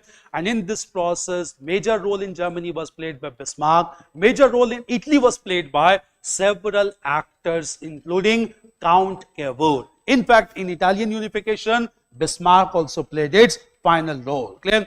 Like Germany, Italy also got unified in the year 1871 with Rome as its capital. Clear? This development took place in Italy. Clear? Italy also wanted to expand, but Italy wanted to expand only towards African country. Clear? And more importantly, Italy wanted to establish control over a region in Africa which is known as the Horn of Africa. This Horn of Africa comprises of countries like Ethiopia, Eritrea, and a small country known as Djibouti. It's Horn of Africa, eastern part of Africa. Clear? In fact, Italian forces attacked Ethiopia. Ethiopia at that time was also known as Abyssinia. Clear? But Abyssinian forces defeated Italians in the year 1896. Clear? So Italy could not expand towards Africa, at least till this point of time. Clear? Italy was able to establish control over Ethiopia when Italy came under the control of a fascist dictator, Mussolini. Clear? And Mussolini annexed Abyssinia or Ethiopia in the year 1937. Clear? And therefore we'll see many scholars believe that Second World War started in 1937 only. Clear? Even though we count the beginning of Second World War with Hitler's in 1939. Clear? This was situation of Italy. Clear? We'll come to Italy's history separately. Very important one. Clear? It's clear. That is Germany. Clear? So Germany started rapid industrialization. After this we have Russia. Right? Next paragraph. Clear? Right. Another European country to another European power. Clear? Right. Another European power, Russia. Another European power, Russia started rapid industrialization, started rapid industrialization after the Russian Revolution, after the Russian Revolution of 1917. 1917. Clear? Right. This industrialization, this industrialization was promoted by Vladimir Lenin, was promoted by Vladimir Lenin and and Soviet dictator Stalin, Soviet dictator Stalin, who adopted the concept of 5-year plans. We borrowed this from Russia. Adopted the concept of 5-year plans. Clear? 5-year plans. Clear? Now write next paragraph. Clear? Russian industrialization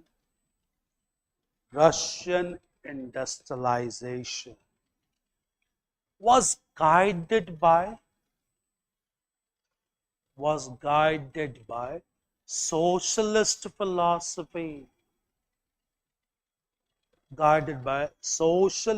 philosophy, in contrast to other European countries, in contrast to other European countries. Clear? Countries. Right. Moreover, Russia never tried to acquire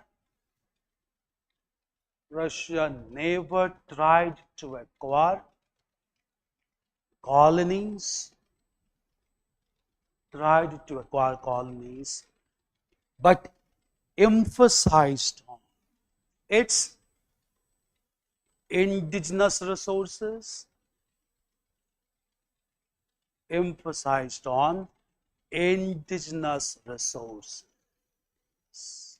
Yeah? That therefore, Russia did not contribute towards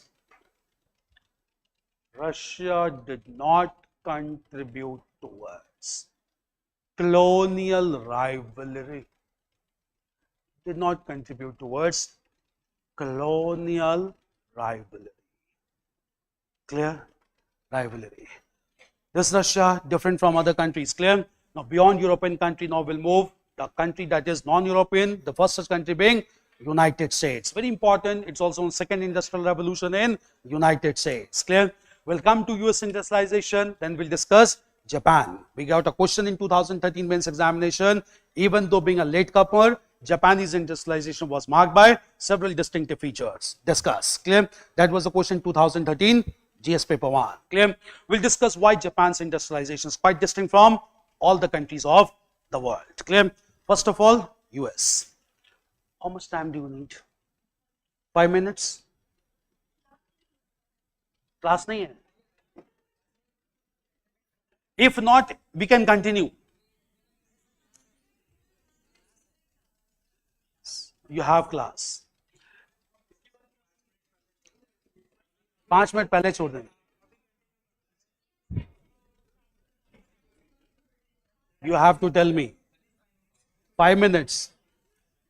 You can have a break for only 5 minutes. Clear? We'll start after 5 minutes. Clear?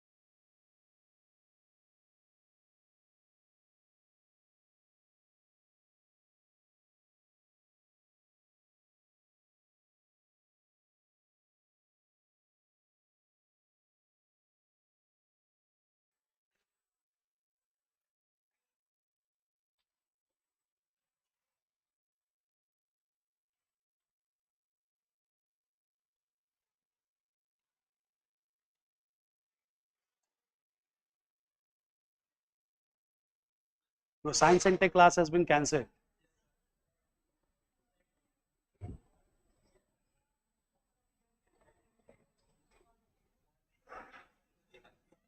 I think you have C-said that.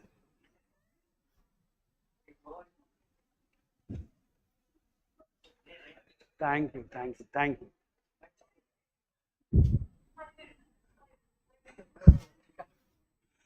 Thank you. Start करें? Shall we start? Okay. So, all of you are back. Okay. Just understand, clear? So, the first non-European country to witness rapid industrialization, this country was United States. We'll come to the history of United States. Very important these days. Clear? How United States came into picture. Why do we call this country as United States? Originally, it was simply known as North America. Clear? Why we use the term United States for this country? Because it is a federation of almost 50 states. Clear? Historically, these 50 states came together. We'll come to history. Clear? Meanwhile, just understand. Clear? United States originally, or North America originally, was the colony of Britain, France and other countries. Clear? It became independent from colonial powers by the end of 18th century. Clear? American War of Independence became successful in the year 1782. Clear? And as per a treaty known as Treaty of Paris. Clear? The 13 colonies of Britain were declared to be independent in North America, and therefore in course of time this North America became independent from other powers like France as well. Clear? In course of time, America began to have their executive head in form of the president. Clear? The president in America is elected for a term of 4 years. Clear? And at the same time, in 19th century, there was a very important president in America known as Abraham Lincoln. Clear? Also known as the first black president of United States. Black, not in terms of skin color. In terms of skin color, the first black president is Barack Obama. Clear? He is known as the first black president under inverted comma because he talked about the interest of Negroes for the first time, demanded the abolition of slavery in America, and that resulted into abolition of slavery through American Civil War. Clear? But unfortunately, after American Civil War in 1865, Abraham Lincoln was shot dead in a public theater. Clear? He died after some time. Clear? But at the same time, Abraham Lincoln during his tenure only had started the rapid industrialization in United States, which is termed in history as Second Industrial Revolution. Why we use the term second? Just to differentiate with industrialization in other countries of Europe. Clear? American Industrial Revolution or US industrialization was distinct. The reason being, clear, this industrialization was largely based on indigenous resources. Clear? United States never tried to acquire colonies in any part of the world. Clear? Do remember, in history, United States has not established its colony in any part of the world till date. Clear? Only one country brought in the US colonialism for brief time, and that country was only one, known as Philippines in Southeast Asia. Clear? But just after Second World War, Philippines was given independence by United States. Clear? So this country has never tried to colonize other countries, has been a pure democratic country since American War of Independence. Clear? America started rapid industrialization based on its indigenous resources like coal, iron, and even raw cotton found in the southern belt, especially the region of Mississippi. Clear? Huge industrialization began to be promoted. Clear? It is known as second industrialization because new set of thinkers and philosophers emerged in America to promote industrialization. Clear? And one among them was a classical thinker known as Frederick Winslow Taylor, who advocated a new theory which is known as scientific management theory of administration. Clear? In fact, anyone having public administration, the first thinker they have to study is Frederick Winslow Taylor, who is the classical thinker in United States. Clear? We'll come to his philosophy. Clear? US industrialization was also supported by a new set of scientific inventions and discoveries. Clear? The most important discovery being electric bulbs by Thomas Alva Edison. Clear? We'll come to these new set of developments in United States. Clear? First of all, right the beginning. Clear? Right, the first non-European country, the first non-European country, the first non-European country to witness industrialization,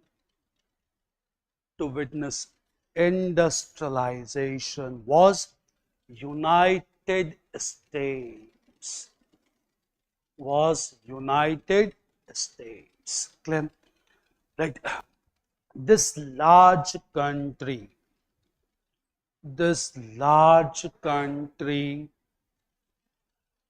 originally comprising of 48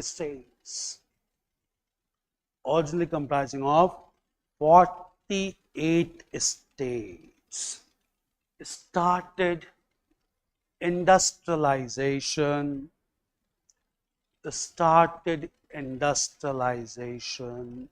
in the second half of the 19th century.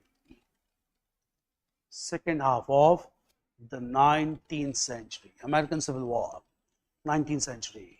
Clear? Right. US industrialization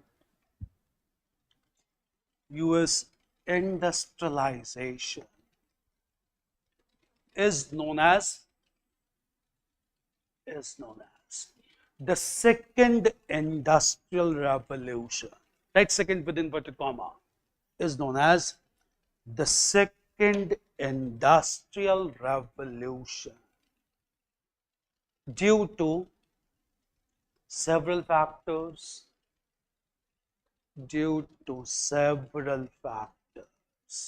Clear? Right, first point. Clear? First point. Right, United States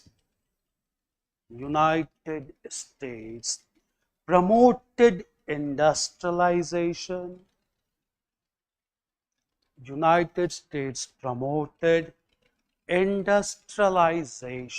Based on its indigenous resources,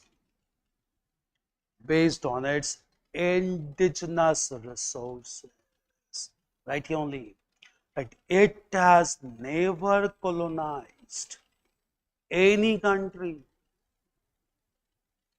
at least directly. It has never colonized any country. Except Philippines. We'll come to decolonization. Except Philippines in Southeast Asia.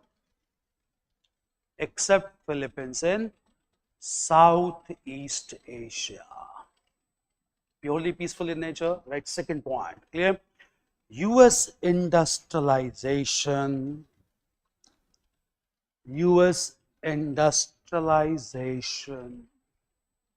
is marked by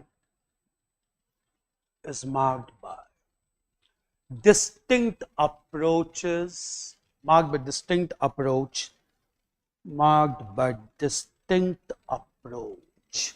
given by classical thinker,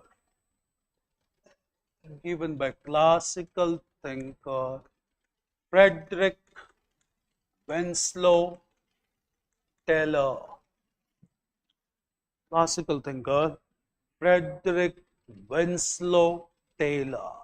Who advocated right in capital, who advocated the scientific management theory.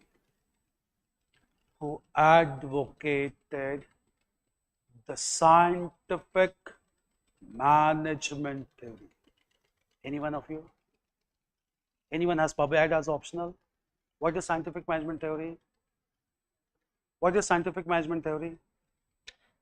First thinker in public administration. Dependence on other factors, interrelation of factors. Okay, fine, true. Highest position given to some. Okay, importance to be given to workers, logical and practical approach. Okay, scientific, time and cost to some extent, no doubt. Efficiency based, time and cost means basically efficiency. It is largely based on efficiency theory. Clear? In fact, what is this? Clear? Scientific management theory prescribes, clear, that focus should be on productivity through efficiency. Clear? Not effectiveness. There are two different things, efficiency and effectiveness. Clear? Focus is on efficiency through cost analysis, through benefit analysis. Clear? Under the scientific management theory, it is advocated that workers are not to be treated as human beings. Clear? Workers are to be treated as parts of machine. Clear? Workers needs to operate like mechanical machines day and night in order to ensure continuous cycle of production and to maintain complete efficiency. Clear? So scientific management theory believes that there should be no consideration of psychological factors and emotional factors of human beings. Human beings should be treated merely as cogs in the machine, parts of the machine, and human beings should operate like a machine to ensure 100% efficiency in production cycle. Clear? Since no psychological importance was given to human beings. Clear? In contrast to classical school only, another set of school emerged in public administration known as human relations school, in which focus was given more on psychological and emotional factors affecting workers as human beings. Clear? But classical school represented by Frederick Winslow Taylor, he emphasized only as workers to be treated as cogs in the machine, parts of the machine to ensure 100% efficiency for production. Clear? Just because of such approach adopted by Frederick Winslow Taylor, continuous cycle of production was maintained in the United States and large industries began to produce abundant amount of resources to be exported all across the world and to make America or United States a major economic power in American continent. Clear? This is known as scientific management theory. Clear? This was quite distinct from the theories given in Britain, France and other European powers. The second distinctive thing. Clear? Third important thing, US industrialization is marked by new set of scientific inventions and discoveries. Clear? In fact, one of the most important discovery was discovery of promoting networking among the 48 states of United States, which covered a large area from Atlantic to Pacific coast. Clear? And to promote such networking and communication. Clear? A very important scientific personality, Alexander Graham Bell, invented telephone in 1876. Clear? It proved to be a revolutionary development in the field of communication and networking. Clear? After few years only, another scientific personality, Thomas Alva Edison, invented electric bulbs to ensure continuous production cycle irrespective of day and night. Clear? So to ensure cycle of production operating 24 hours. Clear? Obviously, distinction between day and night was not to be done, and therefore, apart from treating workers as cogs in the machine, workers should be enabled to work without difference in day and night by promoting electric bulbs, not electricity. Clear? Electricity was invented by Michael Faraday, but electric bulbs were invented in the United States by Thomas Alva Edison in 1882. Clear? On account of all these factors, United States began to witness rapid industrialization. Since it never went to acquire colonies in Asia and Africa, the rise of United States was very silent in nature. Clear? United States showed its real power to global community during First World War, and therefore from First World War it began to be realized that not Britain but United States is the real power in global politics. Clear? And since then United States began to dominate global politics. Since then till contemporary times. Clear? This has been the major factor for silent rise of United States, and it emerged to be a major superpower in global politics. Why United States is a superpower? Why United States is a superpower? Tell me the most important factor. Economic power. What is the most important factor behind United States being superpower? Naval power. Still Britain is known as the leader of naval power. Better? Skill upgradation, no doubt. Why US is a superpower?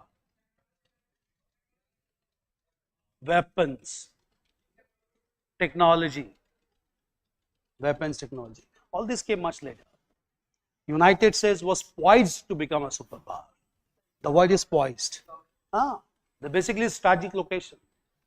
Clear? Important thing about United States to understand. If you look into understand that map, clear? United States located in North America is a country not at all surrounded by enemy neighboring countries. Clear? In fact, that has led to silent growth of United States. Clear? With Canada also, United States maintain a very healthy ties. The boundary between United States and Canada is a permeable boundary. People can easily move between Canada and United States. Clear? On the one hand, we have Atlantic coast. On the other hand, we have the Pacific coast. Clear? United States has never been surrounded by enemy neighboring countries. Clear? So it has led to silent development of United States without indulging into any rivalry. Clear? United States entered into 2 world wars also, not for rivalry, but only for business. Clear? Because United States began to sell its arms and weapons largely to Britain and other countries. Clear? Any war even now all across the world is seen as an opportunity by United States to sell its arms and weapons. Clear? Even now, recently also, our Prime Minister also concluded a major defense deal for F-35 jets. Clear? This is largely because United States remain to be one of the largest supplier of defense equipments. Clear? United States is a superpower. Why it is not possible for other countries? Clear? The major problem for all the countries of the world is most of the countries are surrounded by enemy countries. Most of the resources are invested to deal with enemy countries. Clear? In India, poverty, unemployment, all this can be eliminated within weeks, provided we don't have arch rivals. Crores of rupees are invested every day in Siachen Valley. Clear? Without any result. We don't know, nothing will come out. Clear? Most of the resources are wasted in northeastern part of India just to keep the states intact with Indian Union because of centrifugal tendencies towards Myanmar. Clear? Same thing applies to southern part of India. The basic problem is political destability and a rivalry of India with neighboring countries. Clear? This is not the case with United States. Clear? Real factor for United States is its strategic location in North America or in the region of Pacific and Atlantic coast. Clear? Just because of these distinctive factors, it poised to be a superpower and it emerged to be another industrialized nations of the world. Major factors, scientific management theory, write about this theory. Clear? Right, according to, right, same point, right in the same point, according to the scientific management theory,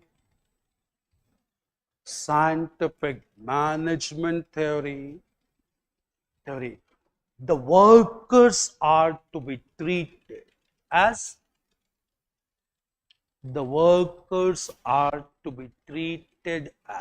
parts of machine.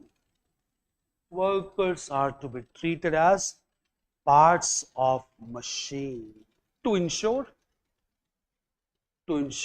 efficiency, cost as well, to ensure efficiency. Clear? Right, such approach led to continuous production,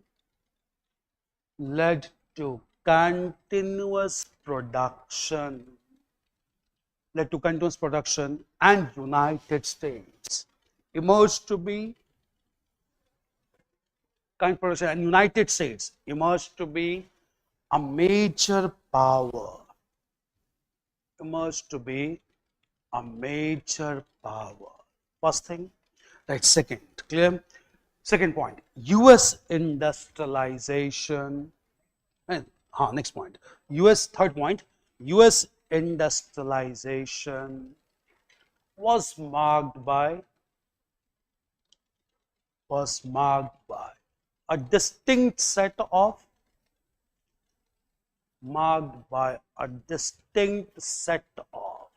scientific inventions,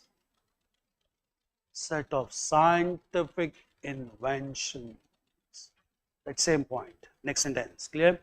In 1876, Alexander Graham Bell, I hope you can write this. In 1876, Alexander Graham Bell invented telephone, which promoted proper communication, to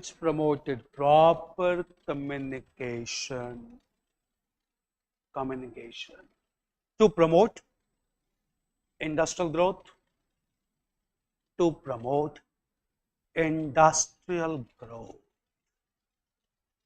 Right, same point. Next sentence, clear? In 1882,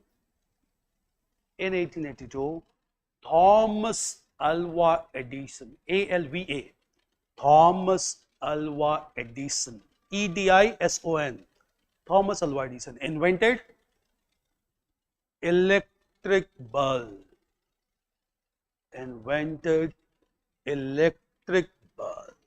which facilitated production,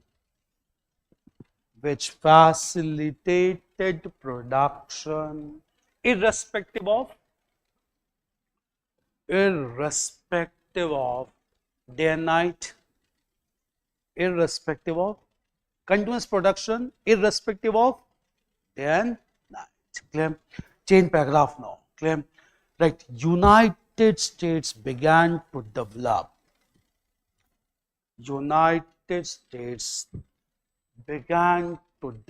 Silently,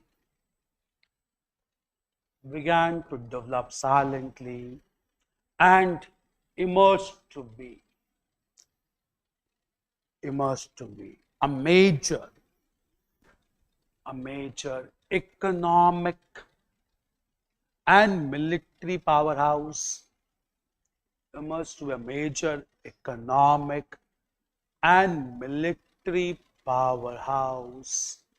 in the beginning of the 20th century.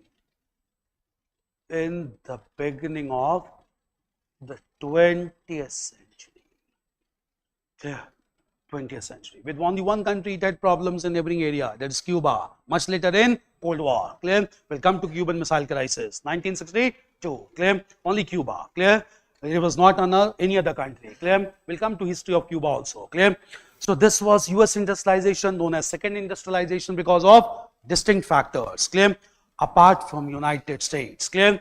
One another non-European country started rapid industrialization, and that country proved to be an Asian giant, and this country was none other than Japan. Clear? Japan remained to be a very powerful country, at least till Second World War, till 1945. Clear? We'll come to Japanese industrialization. Clear? First of all, to understand, clear? When all countries in Europe like Britain, France, and Germany were witnessing rapid industrialization, in the second half of 19th century, Japan came under the rule of very progressive rulers. These rulers are known as the Meiji rulers of Japan. Clear? These rulers were very outward looking in approach, and they also wanted to develop Japan on rapid industrial lines. Clear? These Meiji rulers, in order to promote Japanese industrialization, wanted to learn the technique of European industrialization and even US industrialization. Clear? Therefore, Meiji rulers of Japan they constituted an academic and technical group comprising of leading persons. This intellectual mission came to be known as Iwakura mission in Japan. Clear? This mission was supposed to go to major countries of Europe to learn the technique of industrialization and to replicate the same technique for Japan as well. Clear? Iwakura mission went to countries like Britain, France, Germany, and even United States. Clear?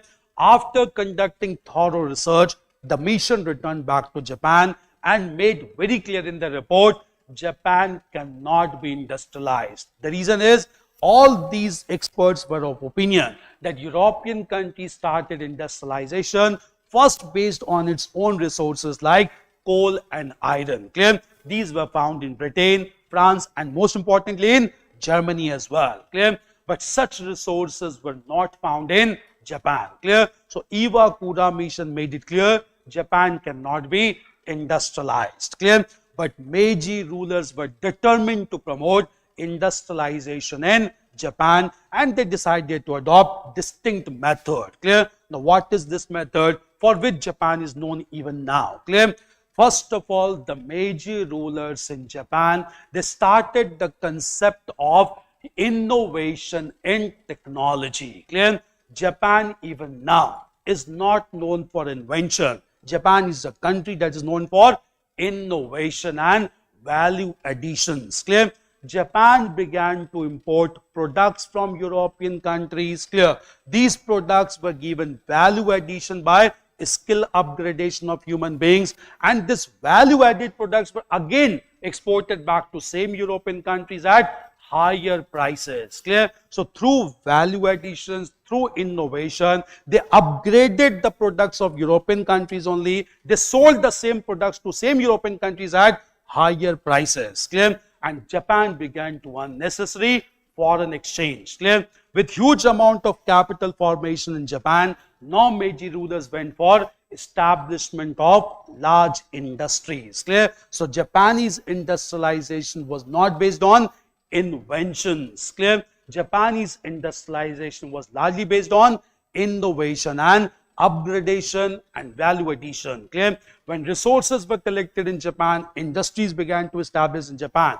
Japan also wanted to play a larger role in geopolitics, and Japan wanted to accompany industrialization with militarization scheme like Germany. Clear? Japan also surrounded by large water bodies. Japanese industrialization was marked by militarization program again in the naval sector. Clear? Warships were developed, submarines were developed, and in the beginning of 20th century, Japan emerged to be a highly militarized country in the world. Clear?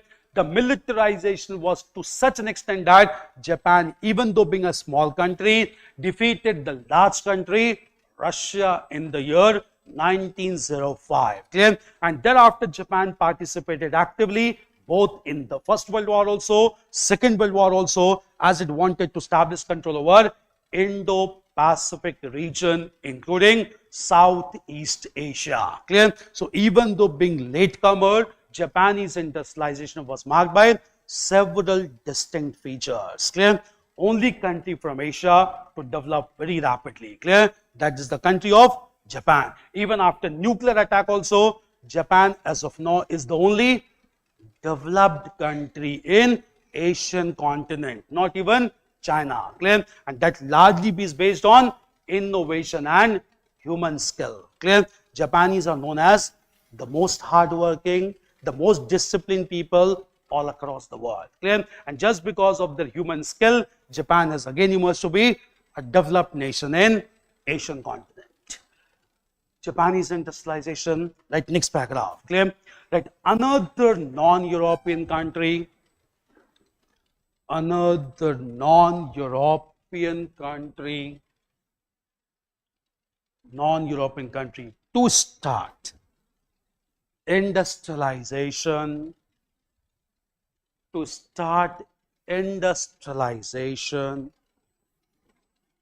was Japan from Asian continent. Was Japan from Asian continent. Clear? Like in the second half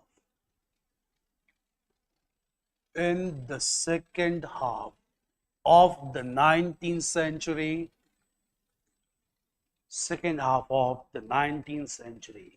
Japan was ruled by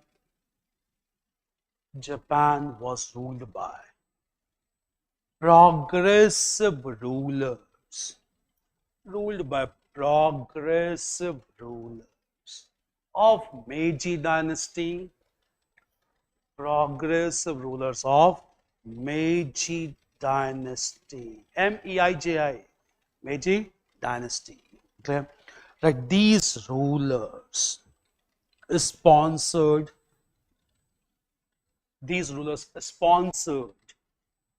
sponsored an intellectual mission, sponsored an intellectual mission known as the Iwakura mission,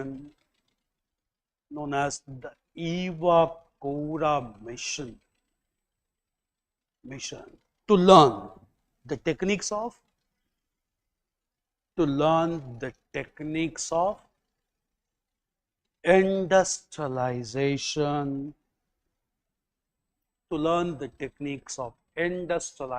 in Europe. Industrialization in Europe. Clear? Right.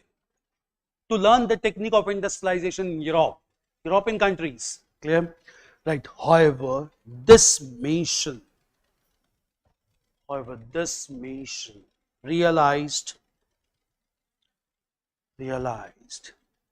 that Japan cannot promote industrialization. Japan cannot promote industrialization due to lack of natural resource,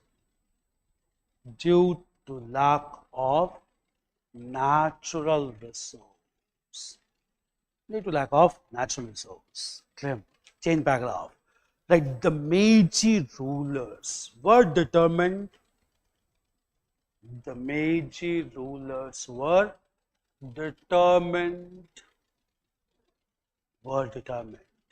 and they decided to promote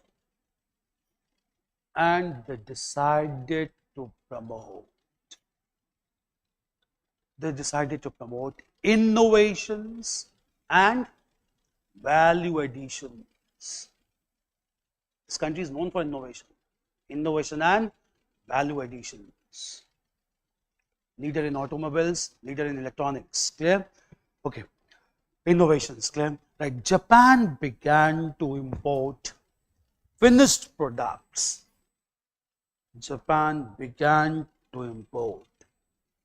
From European countries.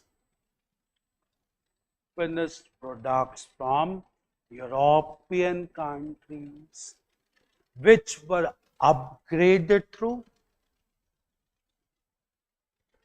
were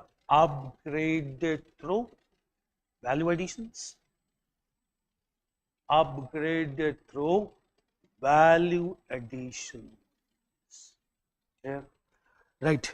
Such products were reverted back to European market. This is real business. Such products were reverted back to European market at higher prices. Reverted back to European markets at higher prices, leading to foreign exchange, foreign revenue, leading to reverted back to European market at higher prices, leading to foreign exchange. Clear? Right. With profit earned through trade. Next sentence, with profit earned through trade.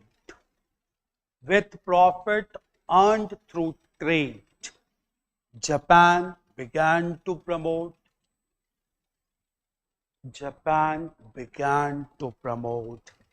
industrialization,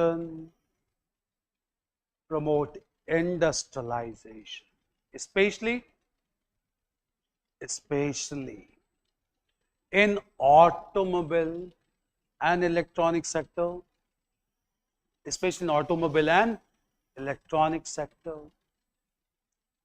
Suzuki, Toyota, Sony, all come from Japan. Clear?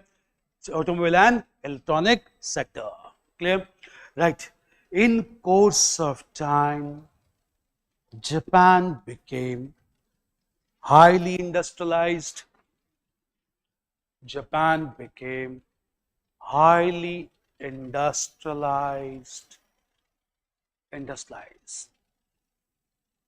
And even contributed towards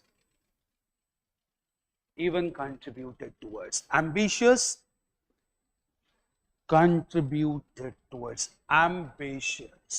militarization program,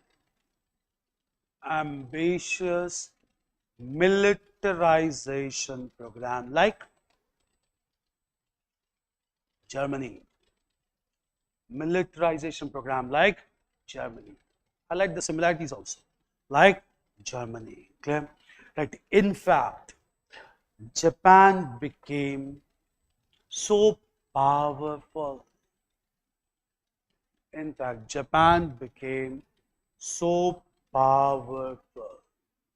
That it defeated the large country.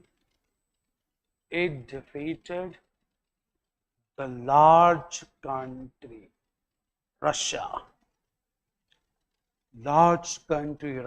In 1905, and remained to be highly aggressive in the two world wars.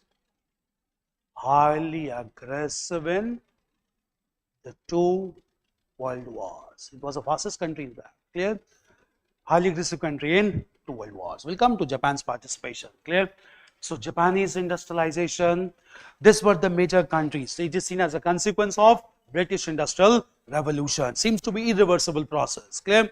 So in the English Industrial Revolution, its impact within Britain, its impact even outside Britain, all across the world, even acting as template for two global wars in 20th century. Clear? This is the first topic. Two questions has been asked from this topic in mains examination. First question is, why industrialization occurred first of all in Britain? You have to mention the reasons directly. Clear? And next question is, even though being latecomer, Japanese industrialization was marked by several distinct features discussed. Clear? 150 words you have to write directly related to Japanese industrialization. Clear? This is Industrial Revolution, the first topic of world history. Clear? Now meanwhile, just understand. Clear? We will continue to discuss about revolutions from here, and after Industrial Revolution, the next major revolution that took place in world history, this revolution is in form of American Revolution, which started with American War of Independence, leading even to American Civil War. We need to discuss about elaborate history of America and to discuss how present United States came into being, which comprises of 50 states, the 49th and 50th being Alaska and Hawaii. Hawaii taken from Japan, Alaska purchased from Russia. Clear? We'll come to the history of America or United States. Clear? We'll understand about, first of all, about colonization of America, then independence of America, then Constitution of America, which is the first written constitution all across the world. Clear? We'll come to all these developments. It's clear? We'll start with American history. We'll start with American history tomorrow. It's clear? We'll continue from here tomorrow. Clear? We'll start with American history. Clear? Any question to be asked? See, again, I'll let you know. Clear? This world history was added in mains examination since 2013. Almost every year, 1 or 2 questions has been asked. Go through the previous year questions also. If you have time, do practice those questions. If you want me to evaluate, give the answer, skip to me, because every year 1 or 2 questions has been asked from world history. Clear? if all of you or if any of you are appearing for prelims, you can hold the writing practice. Well, anyone who wish to write in the next year, you can write the answers at this time as well. Clear? Is it fine? We'll start with American history tomorrow. Thank you.